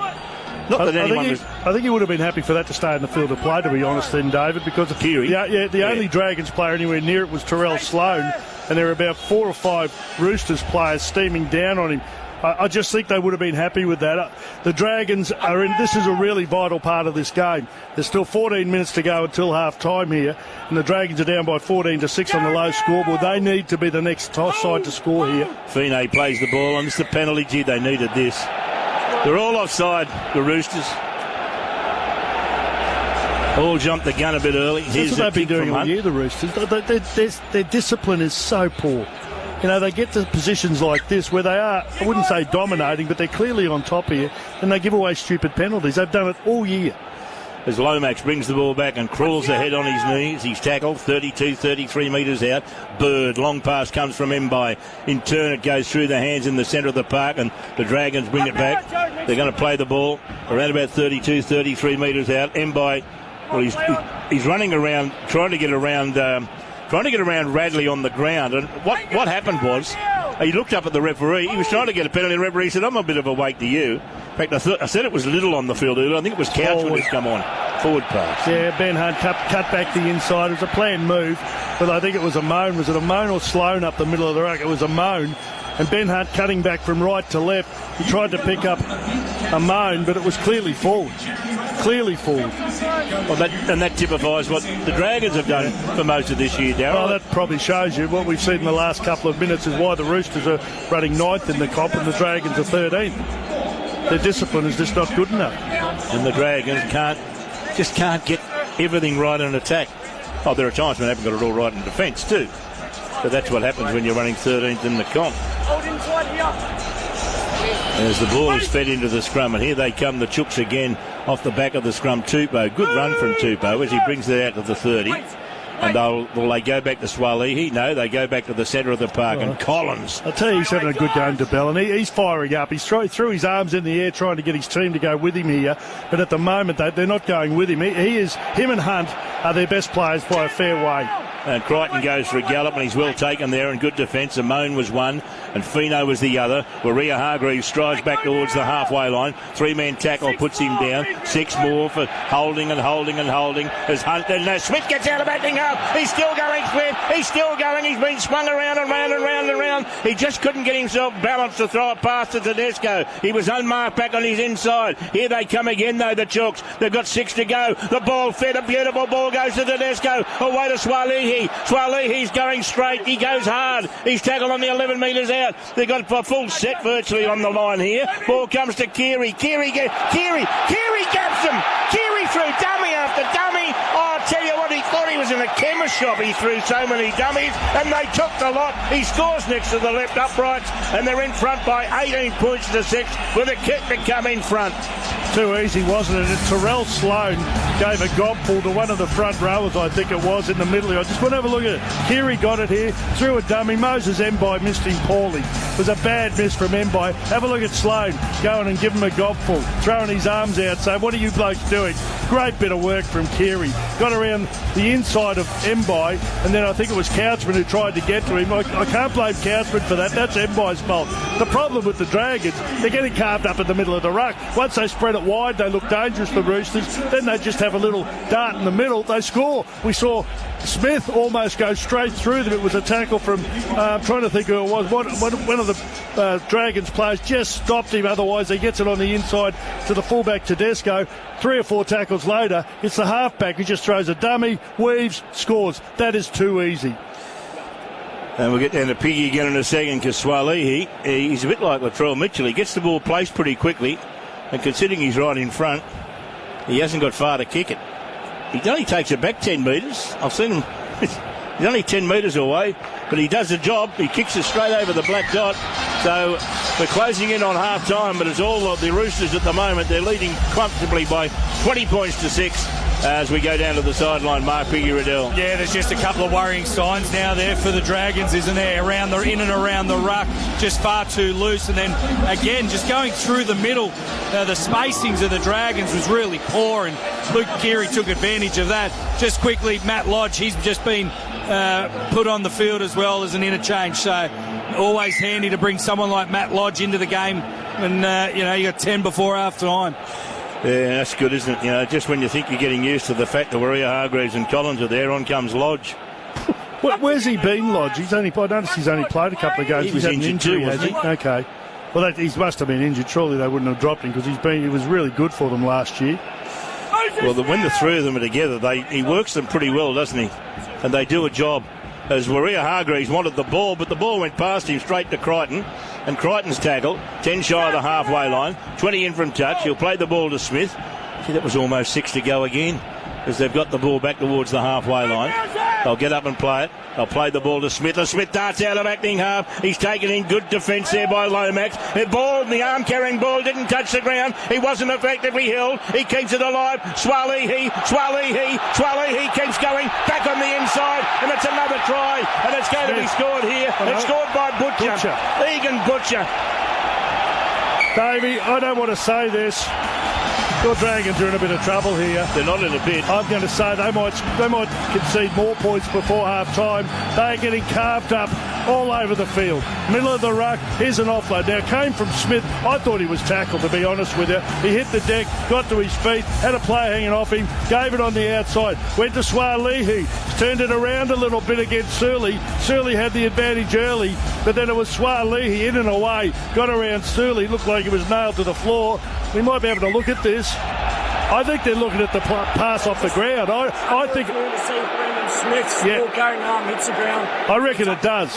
So, because it was the other side to where we were sitting, Darryl, so we couldn't see what the referee was looking at. Well, I thought his arm hit the ground, and there it does. The arm of Brandon Smith makes contact with penalty, the ground, no try. Zach Lomax is holding him, which constitutes a tackle. So he did. He passed it off the ground, so it'll be no try to Butcher. A penalty to the Dragons back towards the halfway. That's dodging a bullet, Mark Piggy-Riddell. Is it wide? And they've got it right. He certainly touches the ground with the ball carrying arm, but the Dragons, they've got to find something. They've got to find it right now because this score could blow out very quickly with the Roosters side this afternoon. Well, there are a lot of Dragons supporters here. Well, if there's not Darryl, there's a hell of a lot of red and white that I can see. You know what? I thought there might be more Roosters here, but I've got to say, having a good look around here, I think there are more Dragons here today, but it's hard to judge, isn't it? I mean, there's a lot from both clubs. It's a great atmosphere. The Dragons, we saw a game this week where a side led 26-0 and got beaten. Yep. Yeah, I'm not saying that this game's over, because if they happen to, flum a try here and get it back to 20 points to 12, it's just a blessing for them that other try was disallowed. I don't think they've got the forwards the Dolphins I don't think they've got the team the Dolphins have got. Anyway, let's see what happens. Bringing the ball back now is Josh Kerr. He's going to play the ball 32 metres out. Mbai goes back the left side to Bellin. Away it goes to Amon. Back down the centre comes Bird. Bird hasn't really been involved in the game and attack, but they just haven't, what they've done, they've gone to the right, rarely come this side to the left. Ball goes across to Bellin again. He finds Hunt. He plays the front man, Murdoch Masilla. Some of the Roosters fans thought the pass was forward. This bloke's had a big season for the Dragons. And he takes three defenders to within 5 metres of the goal line. 6 to go for the Dragons. Can they do something with it? They need to. De Bellin takes it ahead. He's tackled about 10 metres out, almost in front of the goalpost at the northern end of the field. The Roosters lead 20-6. They come across field then. Through the ball goes from Hunt. Away to Amon. Amon tries to work his way through with that sidestep that can read it. Surely he's got a better sidestep than that. That's the tragedy, Darryl. I don't think he has. As the ball comes to Kerr, and Kerr's tackle about 5 metres out in the goalpost, northern end of the field.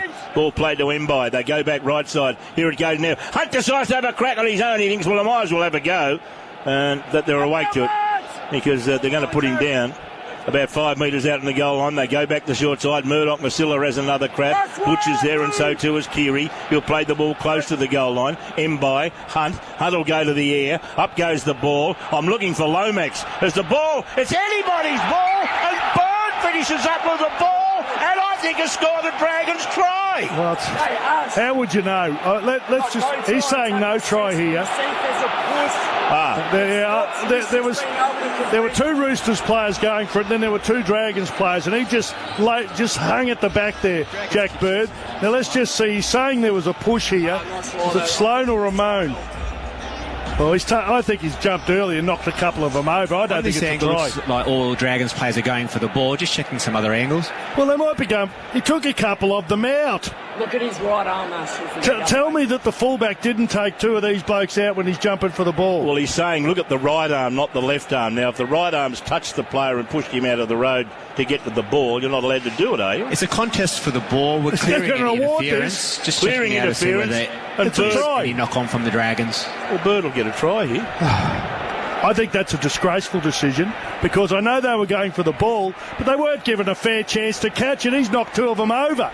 Well, I think, Darryl, I think you're allowed to push a player out of the road, even if you're going for the ball. See, with his right hand, he's pushed him, has he not? It's a try. They're Comes going off to the back of the Roosters. Jack Bird takes possession of the ball. Go wide. The ball is then grounded. We have a decision. Well, yeah, you've got a decision, but it's the wrong one.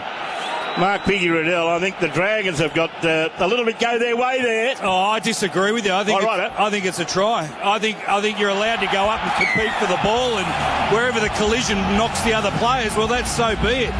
And the ball popped out the back, and the Dragons get on it. I thought it was a fair try. Yeah, I don't think you're allowed to push a player, though. I don't think they do push him. They're allowed to run in and compete for the ball.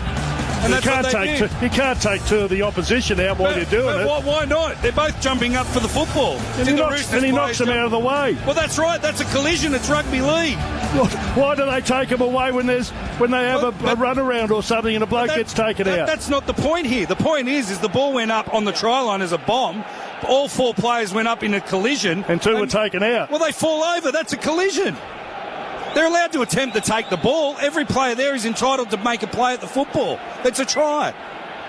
Lomax comes in, kicks the extras, and the Dragons desperately needed that. 20 points to 12, Piggy. What a difference. What a credible difference the turnaround from Brandon Smith's left arm hitting the deck has done. Yeah, well, it is. It's a massive turnaround in the game, but I've got to say, other than the last tackle play with that kick for the try, the Dragons are just not offering much in attack. I think there was 3 one-out carries, one from Amon, one from Ben Hunt, one from Murdoch Nasilla. They're not throwing many options or plays at the Roosters' defence to really challenge them. I must admit, Darryl, he did have his right. I mean, I'm like Piggy. There's a challenge there, but I thought his right hand touched the ball and touched the player, and there was a pushing motion. Look, I'm not going to go into it because Piggy and I obviously disagree on it. But I think you're entitled, if you're going to go up for the ball, I think you're entitled to not be knocked out of the way when you're trying to. And I know he didn't do it on purpose. He was trying to get the ball, but the fact is he knocked him out of the way. Well, the Dragons get a penalty here. Crichton's given a penalty away. Hand on the ball. 5.5 to go in the first stanza. 20 points to 12. Penalty, Hunt kicking for touch. Should find it near the halfway. Now the Dragons get a set of 6 starting. I thought he kicked it a bit further than that, but anyway. Well, it's a funny game, David. I mean, look, it's about taking your opportunities, and I think they're a bit lucky to get that, but they've got they're now within striking distance, 20 to 12. There's nothing in the modern game, 8 points. Ball comes across field and bringing the ball back as Couchman, who's tackled. About 38, 39 metres out. Mbai goes back to the right side. The ball goes one way. He got the pass away to Kerr. Kerr did well to catch it and keep it alive to Mbai, because there was no way in the world Kerr was in anyone's mind. Well, in his opinion, he wasn't going to get the ball, but he did well to do everything he did. Amon's got the ball. Throws a dummy. Away to Sloan. Sloan puts a grubber kick in. Sloan, can he regather it? No! Tedesco gets a perfect bounce and starts to bring it back. I'm not sure what Sloan's kick was for, really. Well, I thought the kick was all right. It just didn't set up for him. I thought he was going to pick it up and score, but it went to Tedesco who nearly ran away. Here's the Roosters now through the middle of the ruck again. Butcher, he's having a good game out on the left side. Egan Butcher plays the ball to Keary. I'm just saying, I don't think the winger thought it was on, Darryl. That's why put a kick in you. Does help. So some players do just play for themselves. Oh, Sloan's very good at it. That's the one thing he's very good at. Not playing for himself, just off the top of the head stuff. Ball goes back to the left as the ball is fed across field, and they bring the ball back strongly, the Roosters, and they bring it back strongly. Just trying to think who that is. Oh, it's White who's gone on. He's wearing Guernsey 20. There's a kick downfield. The ball, would you believe, rebounds off a Dragons player. There were 3 Dragons players with a chance to grab it. They all missed it. Crichton got the bounce. 6 to go, says the referee. Here come the Chookies again. They're going to play the ball. It comes away to Tedesco. Tedesco floats across field, throws a dummy. He got it away. Back it went to Momirovski. Away it goes to Crichton. Crichton spins, turns. A great don't argue. Went away to Couchman. Then the ball is dribbled along the ground, and Sully picks it up for the Dragons. Well, he looked good there, didn't he? The Angus Crichton, number 12 there, but the pass was awful. It just fell out of his hands, dribbled off the ground, along the ground. The only player who really had a crack at it was Moses Surley. Here's Surley again up the middle of the ruck. It's starting to get a little bit interesting, this game. 3 minutes and 20 seconds to go in the first half, and the Roosters lead 20 points to 12 on the low scoreboard. Coming in for a gallop now is Moga. Scored the first Dragons tries. Played to Mbai. Bring it back is now Kerr. Kerr just lumbering down the centre, but he's such a big lump. He can lumber well. Ball goes back to the right side. It's fed then to Hunt. Hunt runs a long way. He offloads to Surley. Surley puts a kick in. It rebounds off a Rooster into touch. Not played out for mine. And this will be surely the Roosters' ball. Surley's on the right side, and he's tried to kick that with his left boot as he was running down the right wing. That's a tough thing to do. He played left centre all his life, from what I've been told. Right. And this year, Lomax, who's played right centre all his life, they switched them. And there are times when you see these things happen.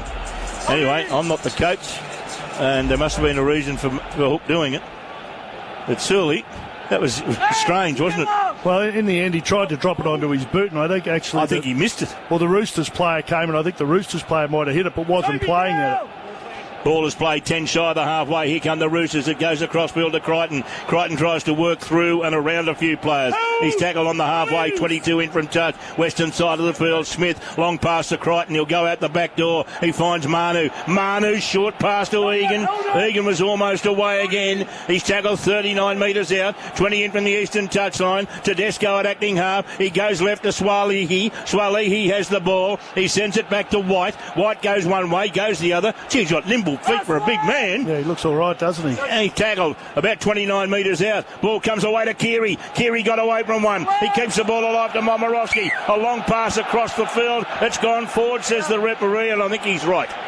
I agree. I think he was absolutely right. That was a dog's breakfast, that last bit of play there from the Roosters. They were trying to just improvise and throw it anywhere, and it just ended up nowhere. They got the ball back here, the Dragons, 30 out from their own line. As I often say, Darryl, they look like headless chooks, and this time they were chooks. You ever seen a chook without its head? They run round. I find it. I don't get any joy out of watching that. I bet you don't. I don't think anyone really does. Ball goes away to Kerr. How they run around? They just keep running around. Now Sloane gets it. Sloane got away from one, got away from two. He's still going. He's being slung around and round and round and round. There was a little bit of ringer Rosie there from Crichton for a moment. Goes away to DeBellin. In turn it goes to Hunt. Hunt throws a dummy. Hunt throws another dummy. Hunt's still going. Hunt tried to keep it alive. The ball's loose on the ground and the Roosters come up with it. 32 out in their own goal line. I was going to say, surely there's a knock on there from the Roosters. I think at some stage. What's he ruled here? He's ruled a knock on. Ruled a knock on against the Roosters. And the Dragons are trying to stop the clock. They're trying to work out where the second row goes. Well, the linesman told him that. The ball went forward about 3 times off a Roosters player there, and the referee said play on. What's he doing? What do they do here? What do they do, Pig? 2 hit-ups and a go at field goal? Look, I don't know. There's not a lot of options, is there? Unless they just fire it back and look for a 2-pointer after one play.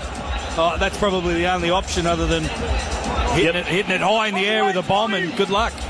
Ball goes into the scrum, 31 metres out. Ball played to Amone. Amone gets it away to Sloane. Sloane goes one way, then realised that he may well be pinged for obstruction because Lomax had got in front of him. 18 seconds left to go in the first half. The Roosters lead 20-12. It's fed to Amone. Amone gets it away then to Hunt, and Hunt puts a kick over the top. Moga flying through. The ball's loose on the ground. Moga gets it. Back it goes to Sully. Sully puts it back on the infield. It's knocked back by the Roosters and eventually over the dead ball line by Tupou, and that'll be all she wrote. That was a near thing. The Dragons almost produced a try out of nothing, but at half-time, the Roosters on the low scoreboard lead 20-12. Tries to Tedesco, Keary and Radley, and score another one. No, he kicked 4 goals, hasn't he? Because he's kicked the penalty goal they took to make it 14 points to 6. So 4 goals to Swalihi, and the Dragons try scorers Moga and Bird, and 2 from Lomax. So at half-time, 20-12. At one stage, it looked as if it was going to be 24 or 26-6, but an incredible decision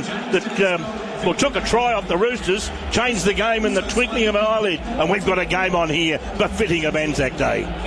Thank you very much, Davey. And still to come tonight, the Melbourne Storm and the Warriors. And just recapping that breaking news we brought you in the first half, that Jack Whiten has joining the South Sydney Rabbitohs at the end of this year.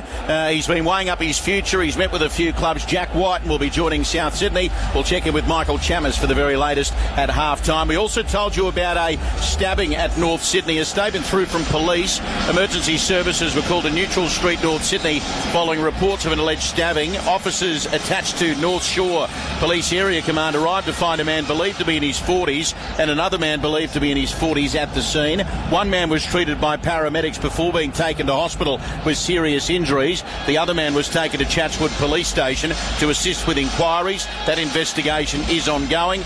We don't know the condition of the man who's been taken to hospital, but all we do know is there's been a stabbing at North Sydney on Neutral Street, and one man is assisting police with their inquiries at Chatswood Police Station. Half-time here at Allianz Stadium, 20 points to 12. The Roosters lead the Dragons. Mark Piggy Riddell and Daryl Bryan to look at the first half right after this. SBS fence and toilet hire, temporary, portable, whatever you require. When it comes to temporary fencing and portable toilets, go straight to SBS Fence and Toilet Hire. Yep, the name says it all, but it's what we do, and we do it well. Large or small, we'll make it safe, secure and sanitary. Short-term, long-term, servicing and cleaning. Whatever you require, visit sbsfence.com.au. Temporary, portable, whatever you require. Scroll. 6 KFC original tenders for just $6.95. Shut up and take my money! Oh, that is the perfect crispy arvo pick-me-up. Not everywhere and not forever. Only on kfc.com.au and KFC app. Pick up only. Did you know that about 1 in 3 people will develop shingles in their lifetime, regardless of how healthy they may feel? Don't wait to find out if you're one of them. To learn more, talk to your healthcare professional and visit noshingles.com.au. Sponsored by GSK Melbourne. It's good to be good. And at Ingham's, that's been our guiding principle since day one. To do good for our animals, our farmers, our customers, and yes, the planet. Where the welfare of our animals is second to none. And 100% of our sheds are certified RSPCA approved. That's good to know. So feel good choosing Ingham's deliciously good chicken. And together, we can do a world of good. Ingham's Chicken. Always good. SBS Fence and Toilet Hire. Temporary. Portable. Whatever you require. Australian-owned SBS Fence and Toilet Hire is Sydney's market leader in high-quality temporary fencing and portable loo hire. Large or small, we'll help make it safe, secure and sanitary. Just visit sbsfence.com.au today. sbsfence.com.au. SBS Fence and Toilet Hire. Temporary. Portable. Whatever you require. You're listening to the Continuous Call Team on Sydney's 2GB. Thanks to Macca's, Harvey Norman, Lowe's, Yui and Ram Trucks. Away it goes to Butcher. Butcher's up over the halfway. This should be shut the gate. Tedesco screaming down the centre of the park. Scores the opening try on ANZAC Day. And that was an absolute baller of a try. Hunt runs across field. He gets the ball away to Surley. Surley offloads the ball out to Moga. Moga flies through the air and scores like a Moga bird. Now it goes to Waria Hargreaves. Away to Radley. Victor the Inflictors in under the black dot. Ball comes to Keary. Keary gets him. Keary threw dummy after dummy. Oh, I tell you what, he thought he was in a chemist shop. He threw so many dummies and they took the lot. Up goes the ball. It's anybody's ball and Bird finishes up with the ball and I think has scored the Dragons try. So at half time, 20-12 and we've got a game on here befitting of ANZAC Day. Yeah, first half highlights with the Continuous Call Team. 20 points to 12. The Roosters lead St George Illawarra here at Allianz Stadium. We'll get to Michael Chammas with this breaking news relating to Jack Whiten in just a moment. But Big Man, 20 points to 12. Roosters lead Dragons. Thoughts on the first half? Yeah, well, there's probably a lot more points scored in the game than I think most people would have thought. I think the Roosters have looked clearly the better side, but their real discipline just lets them down from time to time, and they just keep inviting the Dragons back into the game. 20 points to 6. They had a try disallowed, would have been 24, maybe 26-6. Had a try disallowed, and in the space of a couple of minutes, the Dragons get up the other end and score a try that I seem to be the only one thinking it wasn't a try in this group, but they scored the try, 20 points to 12. Well, it's open now. They're in the game. I just don't think the Dragons are good enough to get back. But, you know, the Roosters, if they keep making mistakes, they're going to invite the Dragons back in. The Dragons will eventually get them if they keep making blues. Yep, 100%. Darryl, couldn't agree more. Down to the touchline we go. Mark Picky-Riddell, your thoughts on the first half? Yeah, I've got to say, I've enjoyed it. I thought the first 15 minutes in particular was really strong. I thought the Roosters were starting to blow the game away. The Dragons got real loose in and around the ruck, and then anytime the Roosters were playing to their edges, they were finding spaces. But to their credit, they've hung in there. They've given themselves an opportunity to start this second half and get themselves back into the game. But I just feel if the Roosters can do things right in terms of completing their sets, being real disciplined, then they've just got too much class across the park. The worrying sign for the Dragons at half time, they had 28 missed tackles to the Roosters 8. So as I said, if the Roosters can do that with the ball, I think they blow this game open. What about the band at the southern end of the ground? They've just had horses. Now they've got a bit of gurus. Well, they're all in their outfits here. I mean, what would you call that band, do you think? The Army Band. Okay. That's a good name. Well, they're in Army uniform, Darryl. Darryl. They're in Army uniform. What would you call them? I'm trying to think what I would call them. Boys to men. Boys to men. Let's bring in Michael Chammas because there's breaking news left, right and centre in rugby league. Our colleague from Channel 9 and the Sydney Morning Herald is online right now. Hello, Michael. Hey, boys. How are we?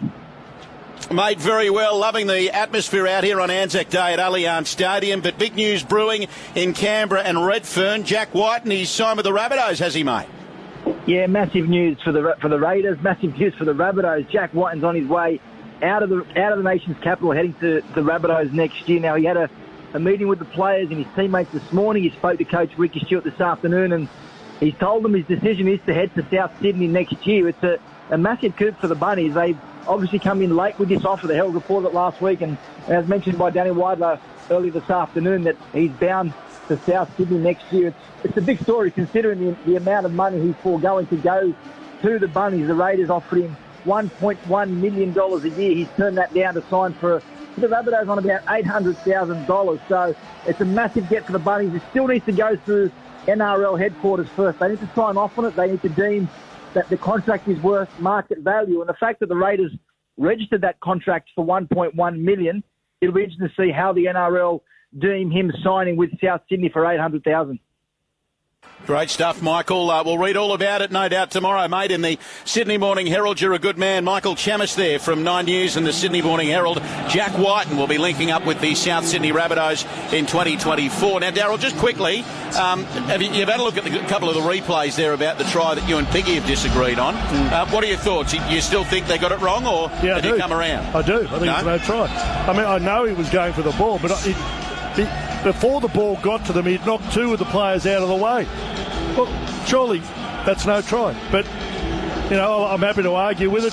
Flano says it's a try. Piggy says it's a try. What do you think? I think it's a try. Okay, Dave, he was really didn't comment much on it. But this is the beauty about the game. We can all have a differing opinion on things. And Piggy, I'll bring you in. I'm like you. If you're going up to to contest the ball, which is what they were doing, and then when you land, somebody falls over. Well, that's just the nature of the game and the collision, is it not? Well, it is. As long as those players that come through and do knock those players out of the way have always got eyes for the football. If they just run through and take them out, I can understand a penalty and it's not a try. But when both of the Dragons players go up for the ball to compete with it, if they knock the Roosters players over, well, congratulations. They should get rewarded for better body position, and that's what happened on that occasion. What, knock them out? I'll put my put here.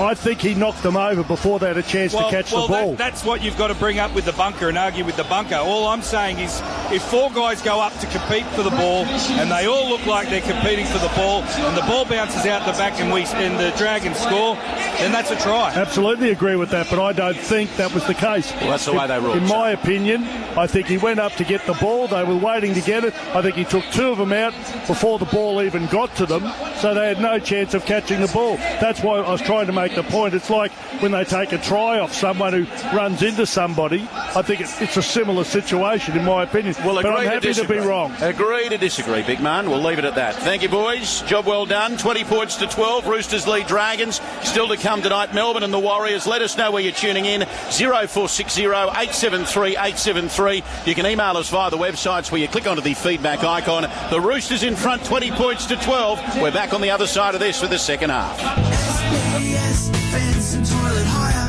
temporary, portable, whatever you require. Australian-owned SBS Fence and Toilet Hire is Sydney's market leader in high-quality temporary fencing and portable loo hire. Large or small, we'll help make it safe, secure and sanitary. Just visit sbsfence.com.au today. sbsfence.com.au. SBS, fence and toilet hire, temporary, portable, whatever you require. Salt and pepper, shoes and socks, fish and chips, pots and plants. You can't have one without the other, which is why we've decided to put our pots and plants on sale together. Right now at Flower Power, you can get 20 to 50% off all our full-price pots and plants. We have thousands of stunning pots to pair with an amazing variety of indoor and outdoor plants. However you put them together, you'll be 20 to 50% better off, in-store or online. Ends ANZAC Day. Flower Power, the garden people. As a small business owner, you know that your customers expect fast, efficient service. So when your business is in the market for finance, you expect the same speedy service, right? At OnDeck, we understand the need for speed. With our Lightning loans, you can have a decision in as fast as 30 minutes, with loans funded in as fast as 2 hours. It really doesn't get much quicker than that. Visit the website ondeck.com.au or speak to your broker today. Loans are subject to lender approval. Terms, conditions apply. SBS Fence and Toilet Hire. Temporary, portable, whatever you require. When it comes to temporary fencing and portable toilets, go straight to SBS Fence and Toilet Hire. Yep, the name says it all, but it's what we do, and we do it well. Large or small, we'll make it safe, secure and sanitary. Short-term, long-term servicing and cleaning. Whatever you require, visit sbsfence.com.au. Temporary, portable, whatever you require. The continuous call team on 2GB. Score points and redeem rewards when you order McDelivery via the My Macca's app. T's and C's apply. Available in select locations. Welcome back, Allianz Stadium, ANZAC Day Rugby League. Trust you're enjoying the coverage. Wherever you're listening across Australia, the Roosters leading the Dragons by 20 points to 12. Now, Big Man, Piggy and Davey, a very special cheerio needs to go out to Kathy. Now, Kathy's listening to us from Thirroul. She says, boys, we're Toby Couchman's grandparents. Travelling home from a holiday. Thank you for the live coverage on 2GB. So proud of Toby.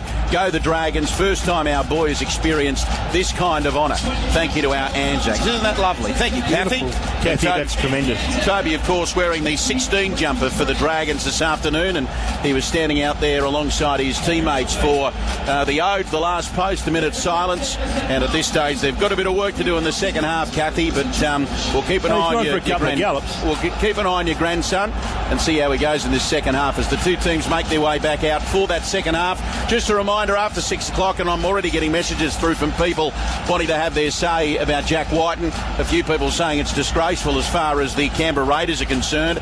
So loyal to Jack, big money, but he wants to go to the Rabbitohs. So look, what we might do is after 6 o'clock, I'll be joined by Shane Flanagan on 2GB and 2CC. Peter Basaltis will have 4BC, will have Wide World of Sports in Brisbane.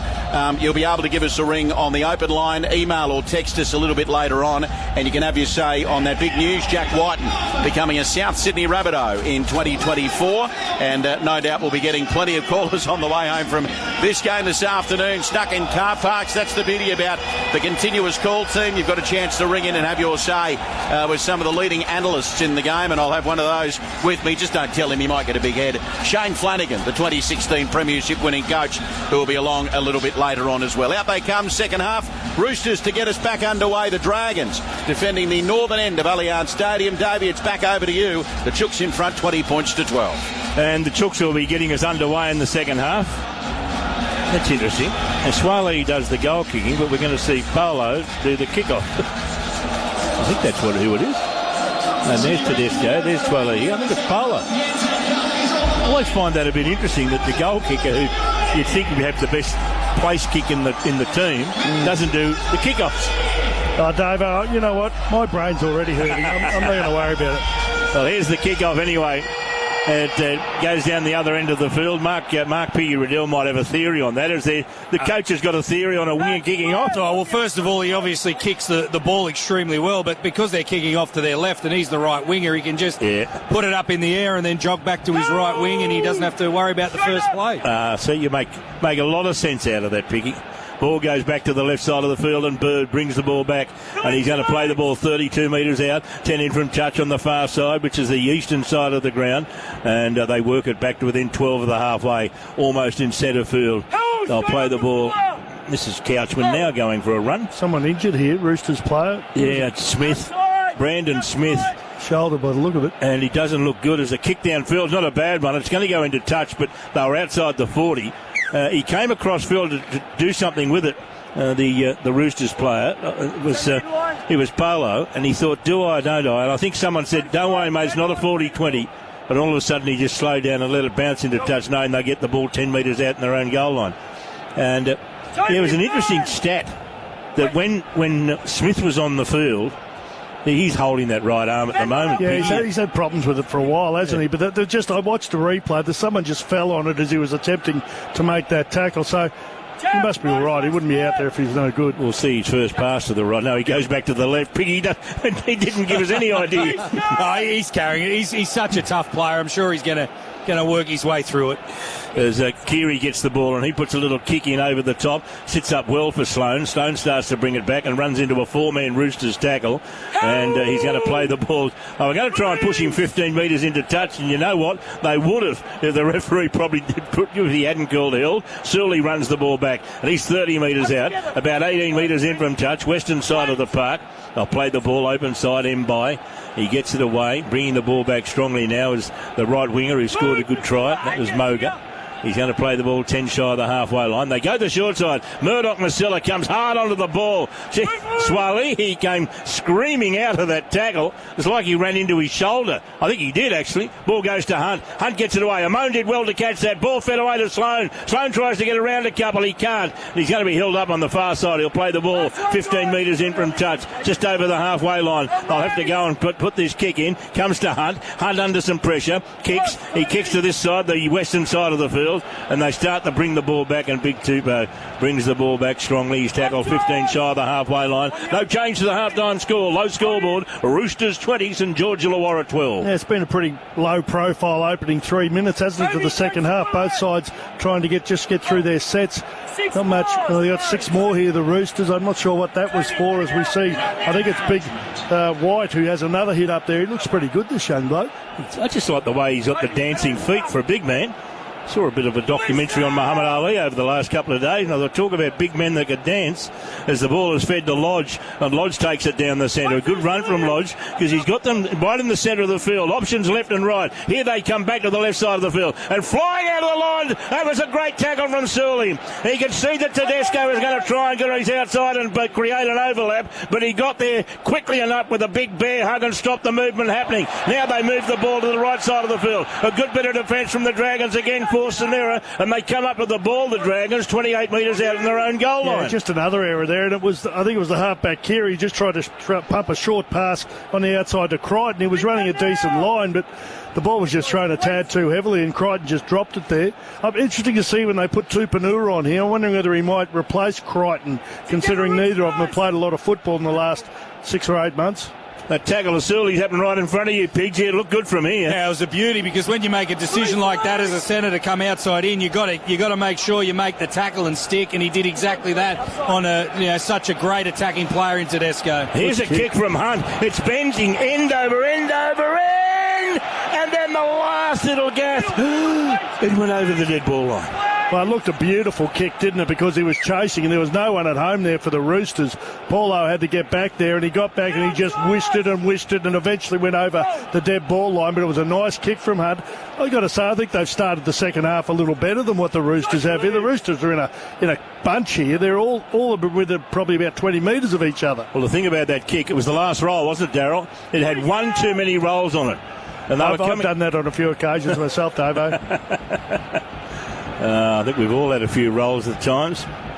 As the ball is played 42 metres out on the goal line. I hope you're talking about food there, Dave. 20 metres in from touch. Lodge goes for a gallop. He had his right arm free to throw a pass, but there was nobody there. Smith comes in at acting half, throws a dummy. He's chased from behind. He'll get up and play it. Around about 25 metres out in the goal line. He's trying to get his arms free. He's still trying to get his arms free. Referee says, keep going, keep going. Well, he let him keep going for about half an hour. He offloaded the ball to Tedesco, and Tedesco's playing it about 8 metres out on the goal line. Open side they come on the last play. Lodge, Keary gets it away. This should be a try. Oh, yes it is. Manu. Did he get it down? Manu to the line. It's just whether he got the ball down. The referee says he has. I think there was a huge question mark whether he got it down or whether he lost control of it. But I thought he bombed it, Darryl, about 4 times because he had an unmarked player, Tupou, on his outside, and he kept going and going and going to the line, but he's so strong. Yeah, look, he's got up saying yes, and he looks confident. I'm pretty sure he would have got there. Again, it was Surley out of position. Yeah, he got that down. No problem. Surley came in when he probably didn't need to. They had an overlap there. Lodge played his part. So did Keary. Selective pass to Manu. I actually think Manu had to go himself there because I know they had probably a 3-on-1, but the pass out wide was going to be a little bit dangerous and treacherous. He's a big thing, and he knew he could get there. He did that. One of the Dragons players fell off. I think it was Surley who held on to him, but just too big and strong. And right in front of Mark Piggy-Riddell, all of that. Yeah, they just got caught for the numbers, didn't they? They got caught short there. They didn't really get off their defensive line. Probably only got off at 7 or 8 metres. And in the end, the Roosters just strip him for numbers. And Joey Manu, that close to the line, one-on-one, he's just too hard to handle. He's so big, he's so strong, and goes over for the first try of the second half. And I think Moga was the other one. Yeah, well, you just have a look at him. He did get it down okay. But just the way the ball squirted across the ground, Darryl, it just had made you think that maybe he bounced the ball. It didn't happen.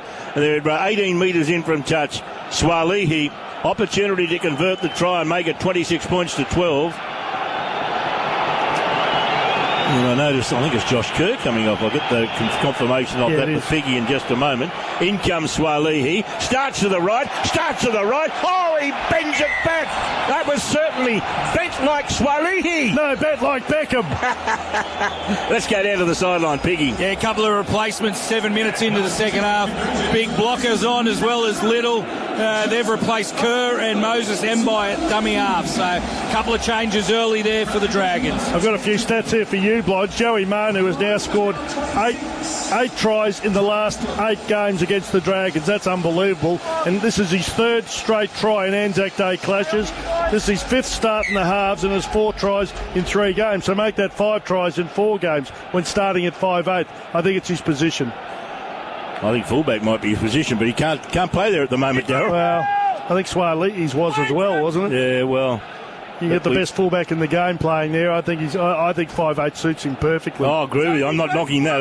After his performance in the World Cup, where he was the player of the World Cup playing at fullback, it basically says how good Tedesco is as the Roosters work the ball back to the 30-metre line. And Smith, he's certainly going a lot better now as he throws a long pass away. It was the bad pass that finished up going to Tupou. He did well going into the hit line. He kept it alive to Swalihi. In turn, got it away to Smith. Smith playing it on the halfway line. It goes back to Manu. Manu throws a dummy, throws another dummy, and it goes away then to Tedesco. Flying out of the line was Lomax to put pressure on because all of a sudden there was a 2-on-1 on the right and Tedesco just couldn't get his balance right to get it there. Up goes the bomb. Up goes the bomb from Keary. Was he knocked over after he put the kick in? Penalty to the Roosters, and this will be 10 in the bin, no doubt. Lomax, I think you'll find the offender.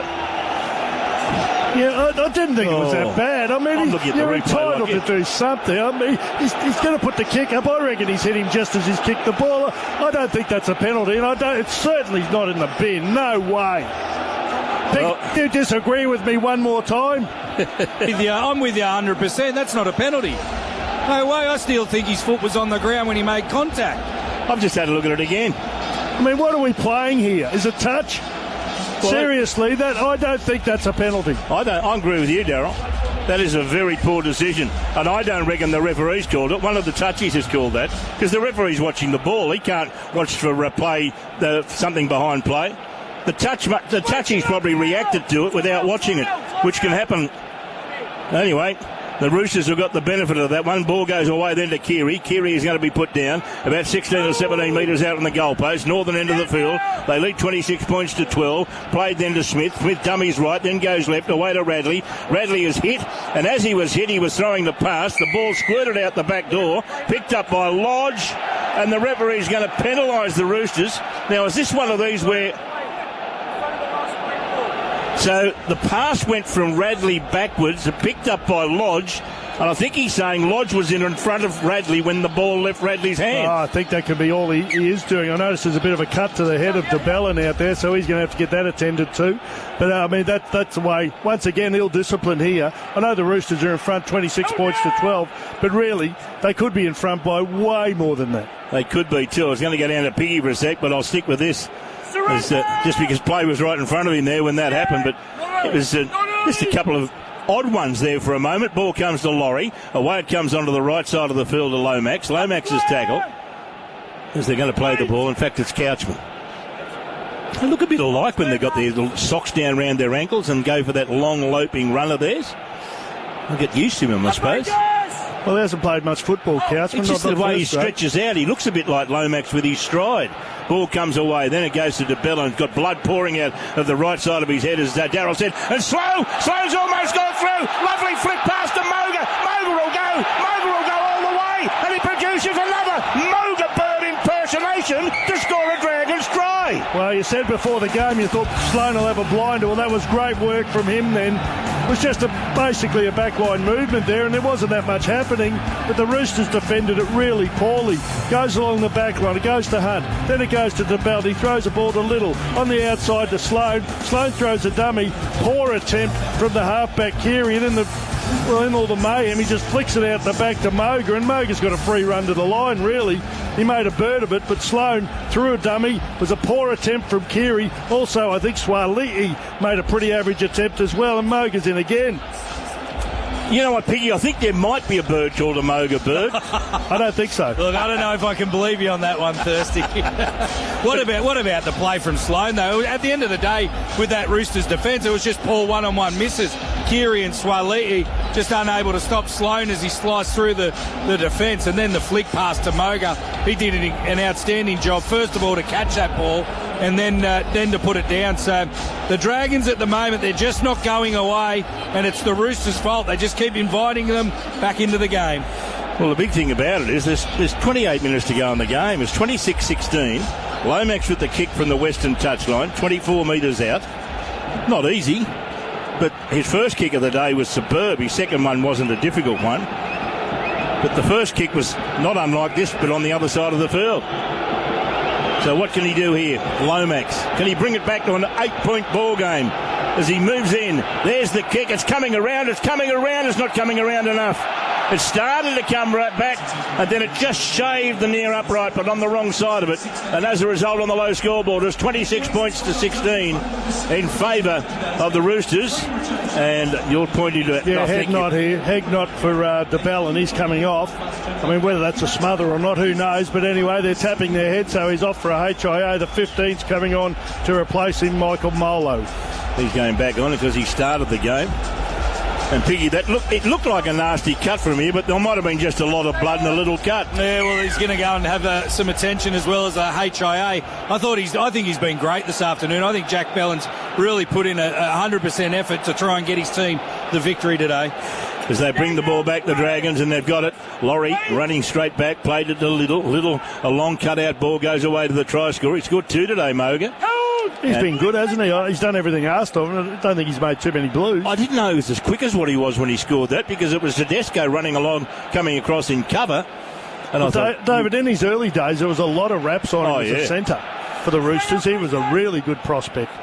Ball out of acting half, and Little throws a couple of dummies and darts back within 11 of the halfway line. He'll play the ball, and he plays the ball back right side as it comes away to Hunt. Out the back it goes to Sloane. Sloane away to Murdoch-Masilla. On it goes to Surley. Surley screaming downfield. He's got Sloane with him. Sloane runs one way. Sloane goes inside. Sloane goes outside, and Sloane scores a try under the black dot. It's 26-20. Kick to come, and Sloane scores. Manu has scored. If Polo gets there, we've got 1,500 getting into the charity bet. Go Davo. Well, that was a brilliant bit of work. Once again, Roosters exposed on their left side defensively.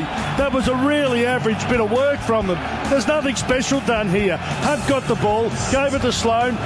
You know, there are two very tired players there. One was Brandon Smith, and the other one was the halfback Luke Keary, and neither of them made an impact there. They just got caught out of position. Sloane did a little in and away, gave it on the outside, and then I think it was to Moga, and then back on the inside was Sloane. Once he got it, it was shut the gate. It was actually Surley who got it. He just outpaced them. He saw Sloane on the inside, gave it to Sloane, changed position. The player coming across in cover defence couldn't get a pinky on him, couldn't get anything on him, and he was just too big, or not too fast for them. Great work. Murdoch-Masilla played a role there as well. Passed the ball to Surley. Surley's had a good game. Gets the ball. Player coming across was Swali'i, and Sloane just wrong-footed him, scores under the sticks. Here come the Dragons, Davey.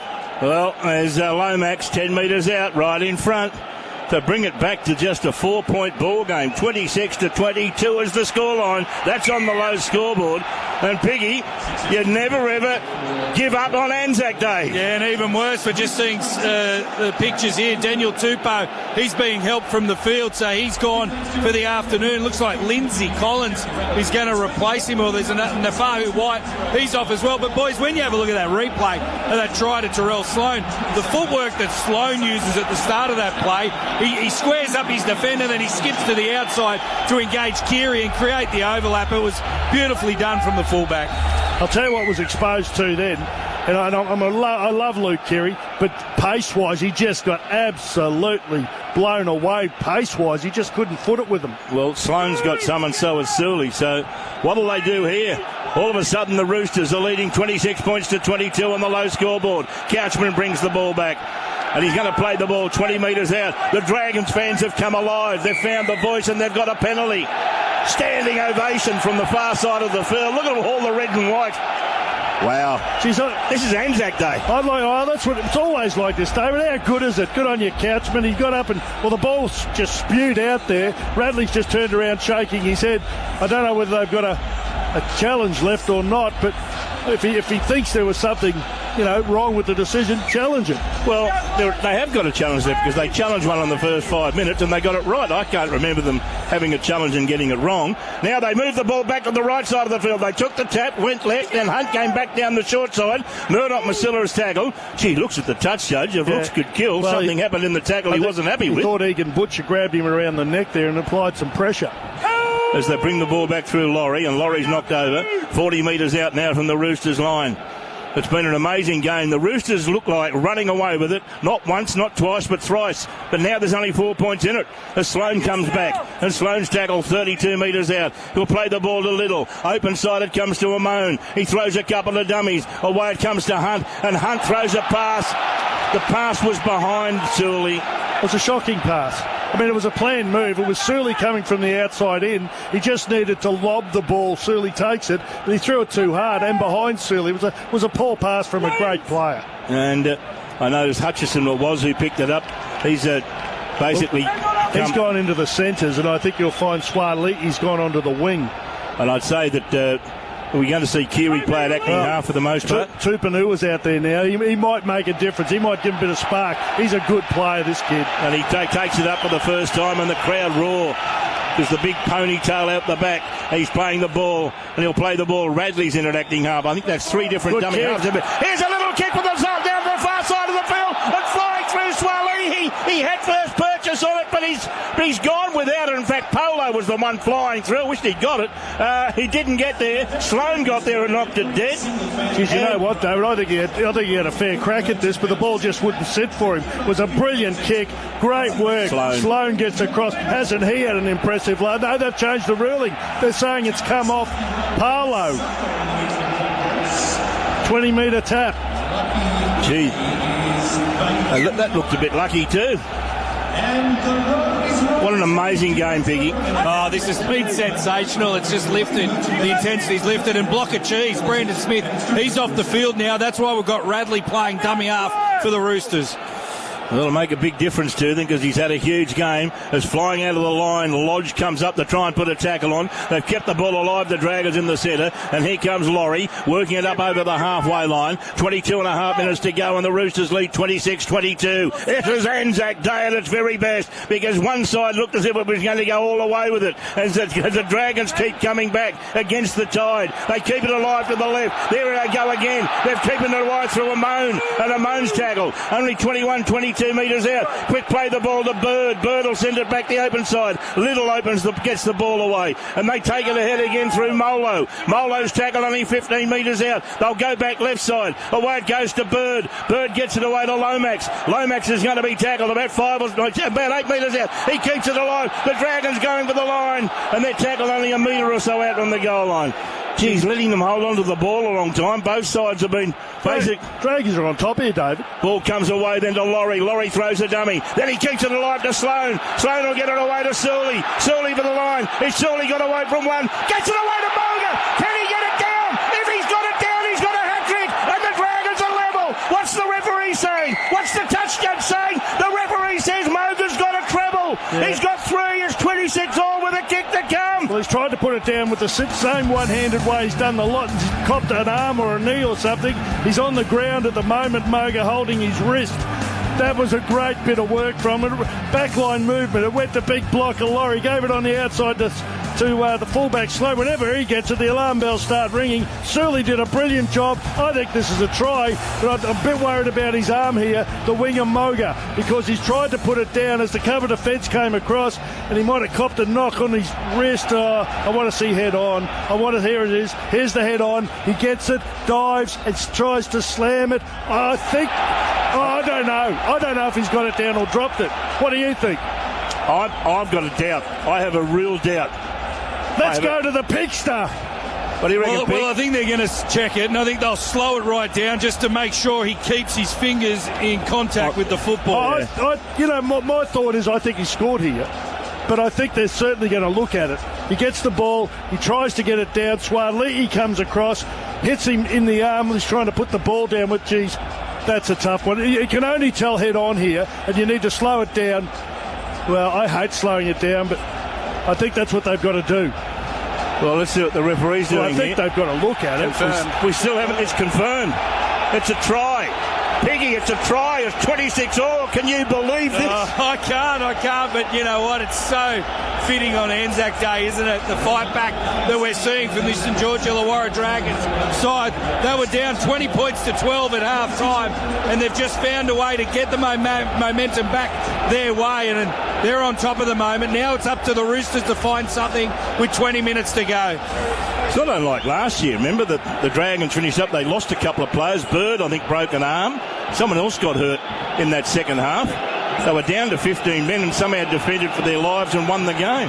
Yeah, I think that's probably a good analogy, but geez, we're getting some points scored here. Yeah. 52 points already, which is a lot. Right on the touchline. In comes Lomax. He starts it to the left and it continues left. He tried to make an allowance. The last one started the right and only just shaved the right upright. Well, this one he started left and it was never going to threaten the goalpost. 26-all. Are you prepared to do it? What? Don't touch the sets. No, I'll fasten up the seatbelt. No, don't touch the dial. Don't you go in. Piggy will do it. He's got some kahunas. Come on, Piggy, do it. Buckle up, everyone. Oh, you are soft. SOFT. People's champion loves me. I can say anything now. A week's a long time, Darryl, in football and in broadcasting. Hello, contract. Ball is caught, and here they come again, the Dragons, as they work it out from their own end. Maria Hargreaves is out there. I think that's a good move. Laurie gets up and plays it 20 out from his own goal line. Sully decides to go in and take a bit of the workload off the forwards. He's tackled 28 metres out from his own goal line. They'll go back left side and coming for a run now. They're going to play the ball. This is Couchman again, isn't it? He's done some work, this kid, since he's been out there. As the ball fed back to the left side of the field to Bird. And Bird's tackled about 11 shy of the halfway line, 20 metres in from touch. I think that both sides, both groups of fans are screaming for a penalty or 6 to go every time there's a tackle. Well, David, they're having great success. This is the Dragons on their right side. With Sloane joining in, he's creating havoc every time he touches the ball. They don't know what he's going to do. There's a kick downfield from Hunt, and it goes to the far side of the field where Polo gets the ball, and Polo was tackled 31 metres out from his own goal line, 15 metres in from touch. It's 26-all. Yep. If you turned the game off at one stage thinking the Roosters were home by and going to win by a squillion, no one would have blamed you. But it's now 26 apiece. 18 and a half minutes to go in the game. The ball comes back to the centre of the field and Polo goes for a run. And he's tackled a few metres shy. His own side of halfway. He'll play the ball to Radley. Radley gets it away. Collins brings it back. Collins charges into the fray. Good run from Collins. He's still going. He got his arm free but decided not to pass it to Tedesco. Tedesco's got it now. Tedesco goes one way. Tedesco goes the other. He looks for someone to pass the ball back to. He finds Waria Hargreaves there. And Waria Hargreaves has taken in a great tackle. Nothing wrong with that. Some of the Roosters fans think he went over the horizontal. Nah, there's a little kick from Keary. Who's going to come up with the ball? Oh, they had it. Swalei, I thought, had the ball, but the referee said... Oh, he's having a shock at this referee. He's got another tip here. There's no doubt Swalei, he knocked the ball on, in my opinion. The referee ruled 6 to go, and someone said, "Hey, Adam, you've stuffed up again, champion." I had no doubts from where I was, Piggy, but I was nowhere near as close as you were. Well, I was right next to it, and I was screaming out, but the touch he's tipped him off there. He's helped him, so we got the right decision in the end. So what did you scream out? Swally, knock on, sir. Swally, knock on. Moga's in a bit of trouble here. That arm is really worrying him.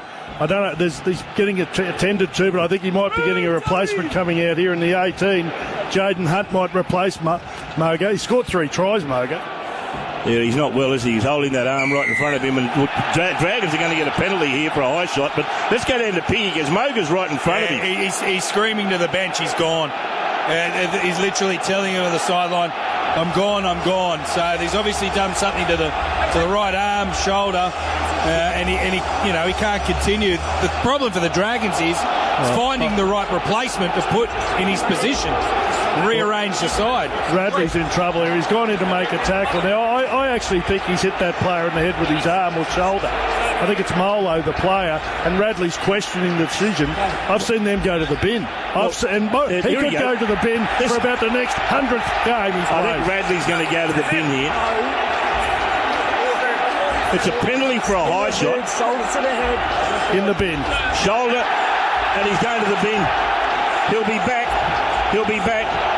But he'll only be back when there's, 4 minutes to go? Well, David, it's a massive problem for them. He's a great player. We all know that. He goes to the bin every game.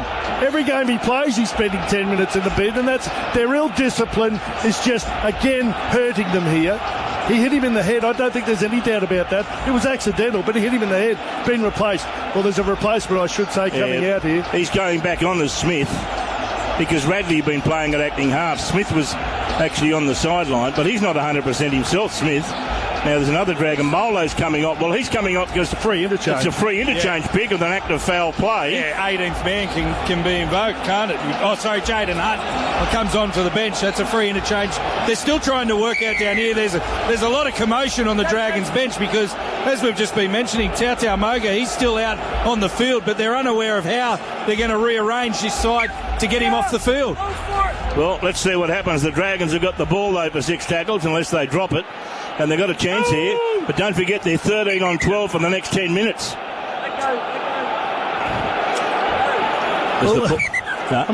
Let's play it again. There's 2 balls on the field and you're mucking around. You're mucking around. It's one more. Ball is played to Laurie. Laurie decides to go straight into the hit line. And he's going to be tackled about 39 metres out on the goal line in centre field. He'll play the ball to Little. Little goes back the right side to Hunt. Hunt will go out the back door. It goes to Amon, away to Murdoch Masilla. He got his arm free, but there was no one there to pop a pass to. This bloke does this all the time. He's had a big game today, Murdoch. He's had a big season, in my opinion, Darryl. He's probably been the Dragons' best forward. He regularly does the good things. Now, DeBellin's back out there, so he passed his HIA. Ball goes back the right side. Amon has the ball, looks for a runner. Sully tries to come underneath, and he's taken in good defence here by Butcher. They'll play the ball 20 metres out. Open side, they come to Amon. Amon puts up the bomb. Here comes Bird, flying through. Did Bird knock it forward, or did Lloyd knock it back? It's taken by the Roosters. Now, is it a knock on by the Dragons or a knock back by the Roosters? The referee's saying knock back by the Roosters. Play will restart with a line dropout. Yeah, I think the ball was knocked back by, I thought it was actually one of the Dragons players, but then it went into the hands of a Roosters player. The Roosters player was then pushed into the in-goal area. I think on this occasion, GG's got it right. Because Bird went up for it, and Bird was obviously they changed it. Wow. I mean, come on. Who's refereeing the game? This bloke or the bloke in the box? Which one? Well, who do you think? Well, they've ruled here, Piggy, a knock on by the Dragons in the field of play. Yeah, so obviously the bomb must have been landing in the field of play when they've deemed the Jack Bird, I think it was, that came through and knocked the football on. Bird went up for it. I thought it went backwards. Well, it's Smith. Smith going from acting half. He's gone straight through. He's still going, Smith. That's a great run. He's lost the ball, and coming up with it is Bird. Well, they're saying it was knocked out, the Roosters player. They're saying it was knocked out of his hands, but referee says, See, poor discipline. Once again, they're just killing themselves. Lomax takes it ahead. Gee, he was hit with a tackle that might have been just a little over the top. Hogan's still gone down here. He's gone on the wing. He can't. His right shoulder is gone. He can't get in the play at all. The ball is brought back by the Dragons. Jaden Hunt takes it ahead. And he's tackled about 30 metres out. Little goes for a gallop out of acting half. De Bellin throws the dummy, goes on his own. Great tackle. And coming up there was Tupanua. It's a great tackle from him as they move the ball back to the left side, the Dragons. Now they go back to the centre of the park. And Moan dodges. And Moan wins. A little grubber kick for Sloane. Sloane kicks it ahead. And Sloane can't get the right bounce. He just can't get the right bounce to score the try. The ball goes over the dead ball line. Oh, he was the only player within cooey of it when the kick was made, and I thought it's just going to sit up for him, but it wouldn't sit up. In the end, he had to tow it. He towed it ahead, but too heavy. Went dead. Oh, that was a great bit of football from a Moan and a brilliant attempt from the fullback Sloane, but they just couldn't capitalise.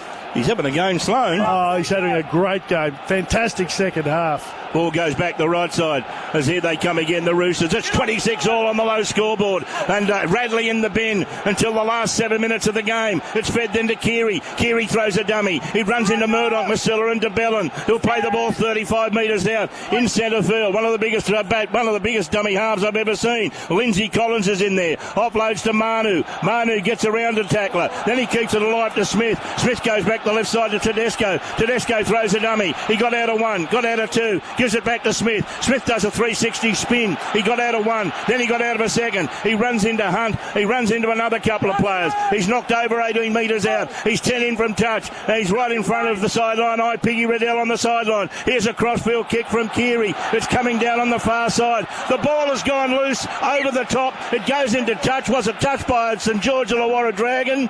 No, says the referee. Well, I don't think anyone touched it off the boot. I think it just came straight off the boot and went into touch. I don't think either player got a hand near that ball then. So they're having it play the ball 10 metres out. Gee, Piggy, what's it like down on the sideline? Oh, look, everyone's out on their feet. Burton Murdoch Masilla, he's just been replaced by Couchman. You've got the block of cheese, Brandon Smith. He can hardly get back into the defensive line. The pace that this game's been played at, in particular the second half, just end-to-end stuff. I think Moga's off too, isn't he? Yeah, Moga off, Mbai onto the wing. So Mbai's out on the wing. Gee, the Mbai when he first came into football on the wing would have been lethal because he was unstoppable. He had amazing pace. Yeah, he's fast, wasn't he? He hasn't got the pace like that anymore, but still, as the ball goes across the right side of the field, and then a little pass back on the inside from Bird found Hunt. That's of course Ben Hunt. They've got two Hunts out there, the Dragons, Ben Hunt and also Jaden Hunt. As the ball is taken over the halfway here. Drop ball. Bait by Couchman. Couchman saying I didn't drop it. Couchman saying he didn't knock it on. This could be a captain's challenge. No captain's He's challenge. talking to Hunt. Let's have a look at it here. I think he did fumble it. There's a little fumble there. There was a hand on it from Brandon Smith. And then I think the ball, as he tried to regather the ball, I think it's just a small fumble there. I think the referee got that one right. So 11 and a half minutes to go in the game, and it's 26 all. 26 all on the low scoreboard. Who do you want to be on here, Davo? Oh, look. Loyalty aside, who do you think at the moment? I think the Dragons at the moment look more likely, but the Roosters are lucky. They might be just lucky enough to get away here. Yeah, but the Roosters have got Manu, they've got Tedesco, they've got Swalihi, they've got some absolute game winners out there. They've had them for 70 minutes. I know that, but I'm just saying that sometimes the game's won by one bit of freakish play, and all of those players I mentioned are capable of producing freakish play. You're right. But so is Sloane. But that's probably the best player the Dragons have got to produce something, or Sully. And maybe Ben Hunt. Surly's been outstanding. Mate, they've had a number of good players today, the Dragons. Ball comes left side, away it goes to Keary. Keary plays the front man, Egan Butcher, who's had a telling first half, haven't been quite as involved in the second half. He plays the ball. Manu realised there was nobody at home at dummy half. He raced in there. They keep it alive from Keary, away to Tedesco. Tedesco's going to be tackled. He's about 18 metres out on the goalpost, northern end of the field. Last play for the Roosters. They come back again to this side of the field, the western side. A little kick, going for the ball. Going for the ball was Swalihi. So too was Mbai. Mbai had it. Then it finished up in a Dragon's hand. It was forced back into the in-goal area, and they're just going to rule here. Well, they're going to rule a line dropout, and they've just got to double-check that Swalihi didn't knock this on, but I don't think they'll check it. Well, he flew through the air, Swalihi. I think they've probably got this right. I think Mbai went up. He did a pretty good job there, Mbai, to get there before Swalihi did. But they're under pressure here now. I'm just wondering...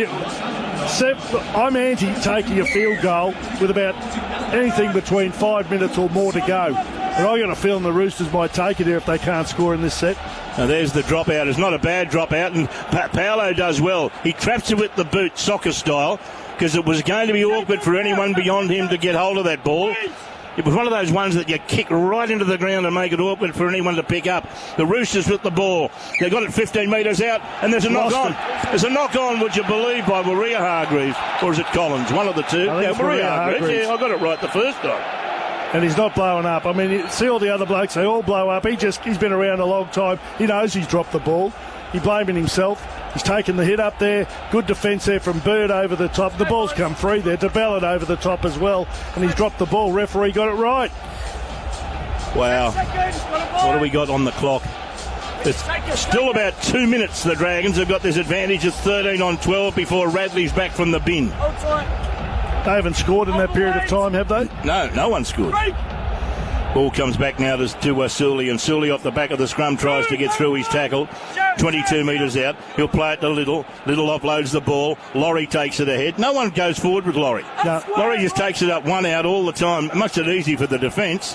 Ball comes away to Hunt. Hunt goes out the back door. Going for a gallop as Bird. He's over the halfway. He's still going. They'll send it back the open side. It comes from Little. Away it goes across field now to Amon. He's going to play the ball just over the halfway line. They'll play the ball just inside the Dragons' half. The ball is fed to Sloane. Sloane tried to drop it. He did well to catch it. He offered it up to Sully. Sully tried hard to drop it. Then the ball goes loose. Then it's kicked into touch. Was it played out when it was kicked into touch by the Roosters, or was it into touch by the Dragons before the ball went back in field? Well, I think it came off a Roosters player when it went into touch, but I don't think he was playing at it. The ball was flicked back on the inside by the Dragons, and then there was a Roosters player there trying to make a tackle, and the ball's just come off his shin and gone into touch. So, you know, he wasn't playing at it, so I imagine it's a Roosters ball. I think he's ruled a knock-on by the Dragons before it went back to the inside, and therefore it was on the last play, so it's a handover.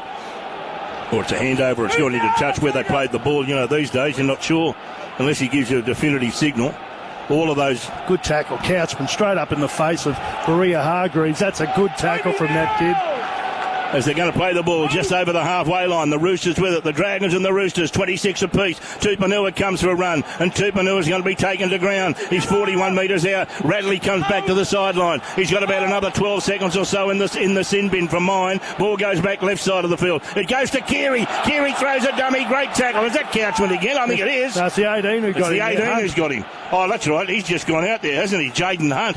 Ball comes across field. It goes away to Tedesco. Tedesco runs one way. Then he runs the other. He's tackled 20 metres out. Ball comes back the open side. Manu goes one way. Manu spins. He gets the ball back to Keary. Keary has a shot at field goal. And the referee says it's there. It's a point. Would you believe the Roosters are in front 27-26? As they're back to 13 on 13. Well, they nearly stuffed it up because Manu started a run from dummy half, and then he stopped, had a look around, and he saw Keary just waiting for the ball, probably 15 metres back, threw it back to him. He hit it sweetly, Keary, straight down the, as you say, Davey, hey diddle diddle, and it was a great field goal from him. Puts them in front, 27-26 on the low scoreboard. It certainly does. But it's not as if it's the last minute. They've got, both sides have still got time to score more points here. 6 minutes to go in the game as Maria Hargreaves brings the ball back. Stand down, Jacob Home. Well, there's Ben Hunt taking his time to get back on the line too. He's done a bit of work. Paolo brings the ball back, and he's tackled about 25 metres out in centre field. He'll play the ball to Smith. Smith will go left side. It comes away to Manu. They're going to play the ball just over the 30-metre line inside the Roosters' territory. The Roosters lead 27-26 on the low scoreboard. Ball is fed to Collins. Collins goes into a three-man tackle. He's tackled just short of the halfway line, and Smith's in at acting half. No, so too is Tedesco. Tedesco says, I'll have a crack, and he decides to run from acting half, which he's very good at, and pinches an easy, 15 metres. Great run from the fullback and captain. Great run. Back to the right side. Here's Keary. Up goes the bomb. It's not the best kick I've ever seen, but it's going to put a bit of problems on for the Dragons. It's a horrible bouncing ball, but Sloane does well to pick it up. He gives it on to Hunt. Hunt gets it away. Goes to Mbai. Mbai sprinting downfield, and then he's taken from behind by Radley. Some of the Dragons fans thought Radley might have got him a bit high. Sully goes for a run. Sully comes back to where he was a moment ago, and he's tackled. He's tackled a metre or so out from the goal line. 4.5 to go in the game, and the Roosters lead 27-26 thanks to Lowe's. Ball fed to DeBellin. DeBellin charges down the centre. He's tackled 42 metres out. Will the Dragons come down and have a shot at field goal? Little goes left. It comes through the hands of Couchman. Away to Ben Hunt. Ben Hunt then to Amone. Amone goes one way. Sends it back to Ben Hunt. Away it goes then to Laurie. Laurie goes straight and hard. And I saw Ben Hunt point. And he pointed to the centre of the field, Darryl, which says to me they're thinking field goal. Well, he wanted to take it up there, but Laurie was on his heels. I mean, it wasn't Laurie's fault. Hunt shouldn't have thrown it to him. As they're bringing the ball back now is Bird. And Bird is tackled 32 metres out in centre field. He loses the ball. He's screaming, Bird. He is screaming, saying he was screaming that he reckons Collins has stripped it. This could be the most crucial decision of the night, because if it's a penalty to the Dragons, it's in front 32 metres out. Absolutely it is. Southampton Dragons. Let's have a look at it. Ruled a ball plant, didn't get to his feet properly. With balancing control. Lindsay Collins has got blood all over his face here. Now, let's have a look here. He's ruled that he didn't get to his feet correctly.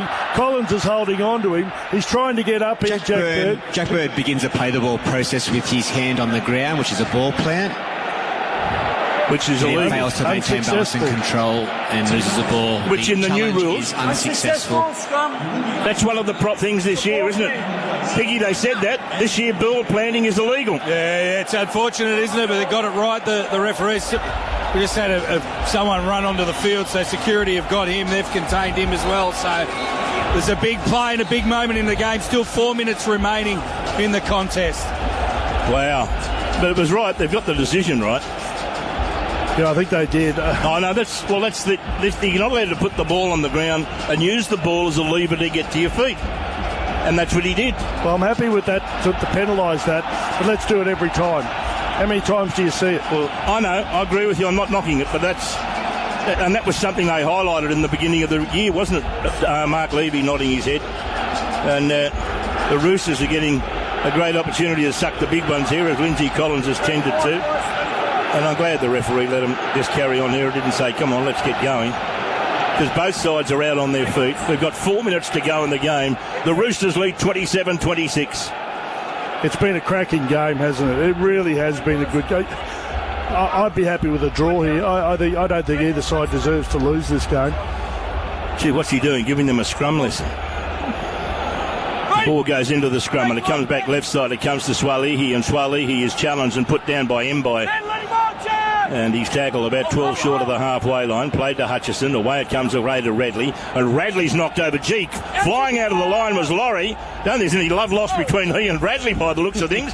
Unless it was just a big blocker. Laurie trying to show that I've still got some work to do here. 4 minutes of it. Ball's going to be played to Smith on the halfway line. Back the left side they come again. And Butcher goes for a run. He's taken by Laurie. Another heavy tackle. Also involved in there was the 18, Jaden Hunt. Ball comes back the left side. And going to the left side is Tedesco. He's knocked over and tackled 5. They're 30 metres out on the goal line. They won't have another go at field goal, will they? No. They'll just put up a bomb. And there's plenty of people coming through on the bomb. And I think you'll find, gee, there was a hint there that the ball was knocked forward by the Roosters into another Rooster. But anyway, he probably would have only deemed it accidental offside and the Dragons get a handover. Well, what happened there? Both Swalihi and Manu were going for the ball, both of them, and they're the only two who had a crack at it. In the end, they mucked it up for for each other. They both sort of had a crack at it. No Dragons player having a go at it, and they knocked it on. Molo brings the ball back. The Dragons, they're 80 metres away from pay dirt. Well, one thing we know about the Dragons is they don't score many long-distance tries, David. Well, they haven't got that much speed, have they? They need to get Sloan involved here. The only bloke that'll score a long-distance try, you reckon, out there is Sloan. He's nearly scored one before. I mean, how stiff was he there? DeBellin brings it back. And DeBellin's going to be tackled about 28 metres out on the goal line, almost in centre field. Little, long pass comes to Ben Hunt. In turn, it goes across now through the hands to Susuli. Good tackle here from Hutchison. Hutchison brings him down 10 shy of the halfway line. Ball is fed to Mbai. Away it goes to Ben Hunt. Ben Hunt floating across field. He got a pass away to Bird. How Bird curled it, I'll never know. He's obviously well known because his right arm is about I reckon, what was it, an albatross? Geez, he caught it brilliantly. It was a shocking pass, but he took it beautifully. The ball goes across to Hunt on the last play, and Hunt going one way. He got a pass away to Lomax. Lomax puts a grubber kick in, but would you believe Tedesco is in the right place at the right time. He's picked up, he's tackled, but he wasn't effectively held, and he's getting up and having another crack. There's another Dragon who's not 100% Fine. Well, Ben Hunt's down as well. Well, Hunt's not well, Fine's not well, Moga's already off, and we've got 1 minute to go in the game. The Roosters, I think, are going to get home here. It's 27-26, and they lead by 42. Well, they lead by 1 point with about, 88 seconds to go in the game. The ball goes back to the right side. Smith goes for a run. They're 32 metres, 33 metres out on the Dragons line at the northern end of the field. Smith is taking his time getting up. Don't blame him. I think he's got a cramp as the ball comes to Manu. Manu running around like a headless chook as well, and he's going to be put down. He's put down around about 12 metres out. Last tackle coming up. The Dragons at best will get a set of 6. Manu getting to his feet slowly. The ball goes back the right side. It comes away then. It went away to Keary. Keary just grubbers it into touch. The Dragons will get a handover. That's just how quickly they started here. Little screaming for the ball, saying, come on, let's get going. Now Sloane's going to play. Why would Sloane be playing the ball? He's their best attacking option. As the Dragons have it, they need to score in this set of 6. They're at 40 seconds left as they bring the ball down the centre. There's a good tackle. Lodge. See him jolt backwards as they go from acting half. It goes to Little. Away it goes then. Through the hands of Green. They had a chance out wide. It went to Couchman and he knocks it on. He got himself into a hole with a heap of support. The ball was a good one and poor Couchman knocks it on under the pressure of the big day. And if he caught it, they may have scored down the left side then. Oh, they had a lot of work to do, but he was in space. There's no doubt about that. I think it was DeBellin who put him into the space. He's had a cracking game. Jack DeBellin. Best game he's had, I reckon, I think, since he's come back. They're not even going to pack the scrum here. It's full time. 27-26 in favour of the Roosters in what, again, was a classic ANZAC Day clash. It's all over. For the Roosters, they scored 27 points. They scored 4 tries, 1 each to Tedesco, Manu, Keary and Radley. And, of course, the 4 tries adds up to 16. Swalihi kicked 5 goals and also that all-important field goal to Luke Keary. While for the St George Illawarra Dragons, Moga managed to score 3 tries. Sloane and Bird scored 1 each. And Lomax came up with 3 goals. And the difference in the end was the goal kicking, although Swalihi did have a chance, of course, with the penalty goal early on, whereas Lomax didn't have a shot at penalty goal all day. And the difference in the end, the solitary field goal kick. And in fact, I think it was level for most of the last 20 minutes. It was amazing. An amazing game of football. Good on you, Davey. Great call. Well done, fellas. A great call. We're with our listeners for another few minutes before we go to the break and then come back with Wide World of Sports. We'll get downstairs and hear from a couple of the players in just a second. Mark Piggy-Riddell trying to hunt up a couple of them for us. Full time here. We've got the player of the match competition. When you hear the 3 players, be one of the first 3 callers through on the prize line. 1300 722 873. Those players, Jack DeBellin, Brandon Smith and Moses Suley. Jack DeBellin, Brandon Smith, Moses Suley. Downstairs we go. Here's Mark Piggy-Riddell. Yeah, just hold on a sec, Levy. About to grab Brandon Smith. Jeez, what about that one? You've had the opportunity to play in the ANZAC Day games with the Storm. What about this one today? Yeah, that's definitely a special one. Definitely a special one. First one at the Roosters home ground, Allianz. It was such a cool event, bro. I couldn't believe my eyes when I walked out and there was that many people in the stands, and I don't know, just you can tell it really means something to everyone in Australia when you come out to a crowd like that. What about at the start of the game? You looked in control. You take a 20-12 lead into half-time. What was the coach's main message? I think we were just giving them a lot of piggybacks into our 20. A lot of penalties, just releasing all that pressure we're putting on them early. And then the Dragons, they've been a real good side. Inconsistent at times, but today they were a really tough opponent, and that's what you want in an ANZAC clash. And I was very, very happy with the result. Is a result like this something that can get your season really kick-started? Oh, I mean, there was a lot we got to work on still, a lot. We had Joey Manu in there, Angus Crichton, Satili, first games back. So got a lot of improvement before we want to be banging with the top dogs, and I know we've got it in us. So, yeah. Hey, go and have a rest. You've deserved it. Thanks, Biggie. He sounds pooped. Brandon Smith following on from a 1-point victory to the Roosters over St George Illawarra, 27-26. We'll get a couple more players and hear from them in just a second.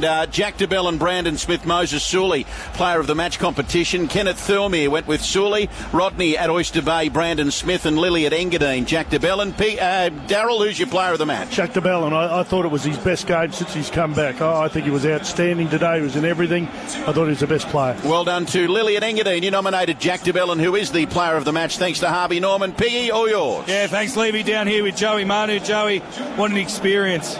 Yeah, awesome. You got to play another ANZAC game, and they're obviously the best. They're the best games of the year. So I always look forward to playing in them, and just glad we got that win. You moved into the 6 jersey this week. There's plenty spoken about it, but what was the main message for the coach for you today? Just play my own style. Just be free, run the ball. I felt like that's my style, and also connecting that with the other halves. So it was a good start. Still got a lot to work there, and hopefully keep improving.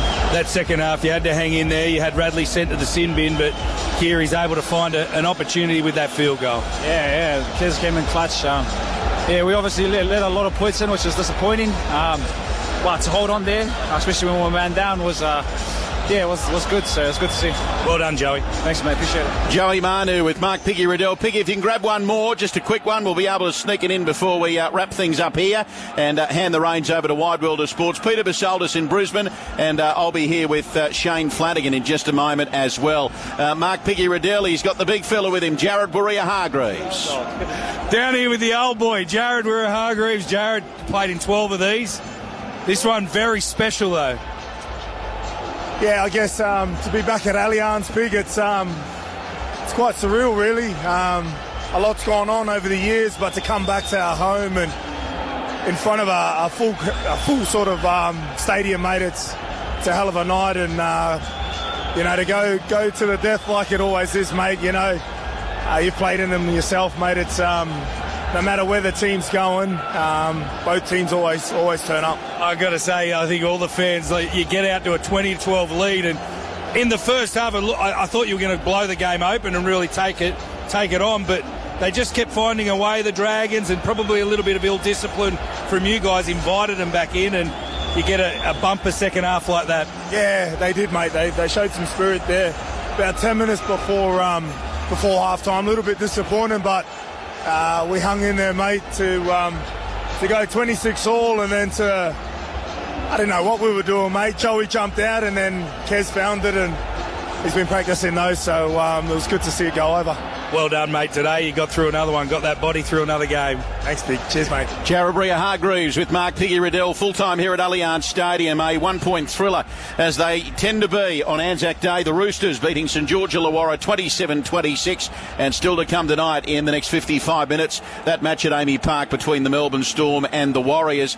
Piggy, I'll just get a quick comment from you before you get out of here. I'll come back to Piggy in just a second. Darryl, we said beforehand, you never know what to expect on Anzac Day, but what we did get was one hell of a game of football. Absolutely, it was a classic game. They looked dead and buried, didn't they, the Dragons? And I thought the Roosters would beat them easily, but it was a gutsy effort from them. Mate, if a ball sits up, the kick from Amone to Sloan, if that ball sits up, we probably have a different result. Yeah. It looked like he was just going to steam onto it. It just didn't sit for him. He put his toe to it, and he hit it too deep. Even if he towed it just a fraction less, he scores. Yep. It's a try, and they win by 6. Great job, mate. Just a quick comment from you, Davey. 10 seconds, we've got to go. Well, they went close, but they didn't. And, the goal kicking is what's stopping them, and yet Lomax hit them well today. Great call from you, Davey. Thank you, Darryl and Piggy. A quick comment from you before you go, mate. What an atmosphere on Anzac Day. How good's Anzac Day? That was sensational. You want to put the boots back on. Mate, there's not many days I worry about wanting to play anymore, but when you sit down on the sideline, you're just envious of the boys and the atmosphere. They put the show on. It was unbelievable. It was outstanding. Do you want to do some overtime? Hang around for a couple of minutes? I'm going to the car park. All right, Bye-bye. thanks very much. There he is, Piggy Riddell. Never wants to do any extra work. See you, boys. Well, there they are, the continuous call team. 27-26. Peter Basaldis is coming up after the break with Wide World of Sports in Brisbane. And I'll be here at Allianz Stadium for the next hour with Shane Flanagan. If you're in the car, you're on the way home, jump on the line and let's have a chat about yet another ANZAC Day spectacle. The Roosters have beaten St George Illawarra by 27 points to 26. Don't go anywhere. We're back with more shortly.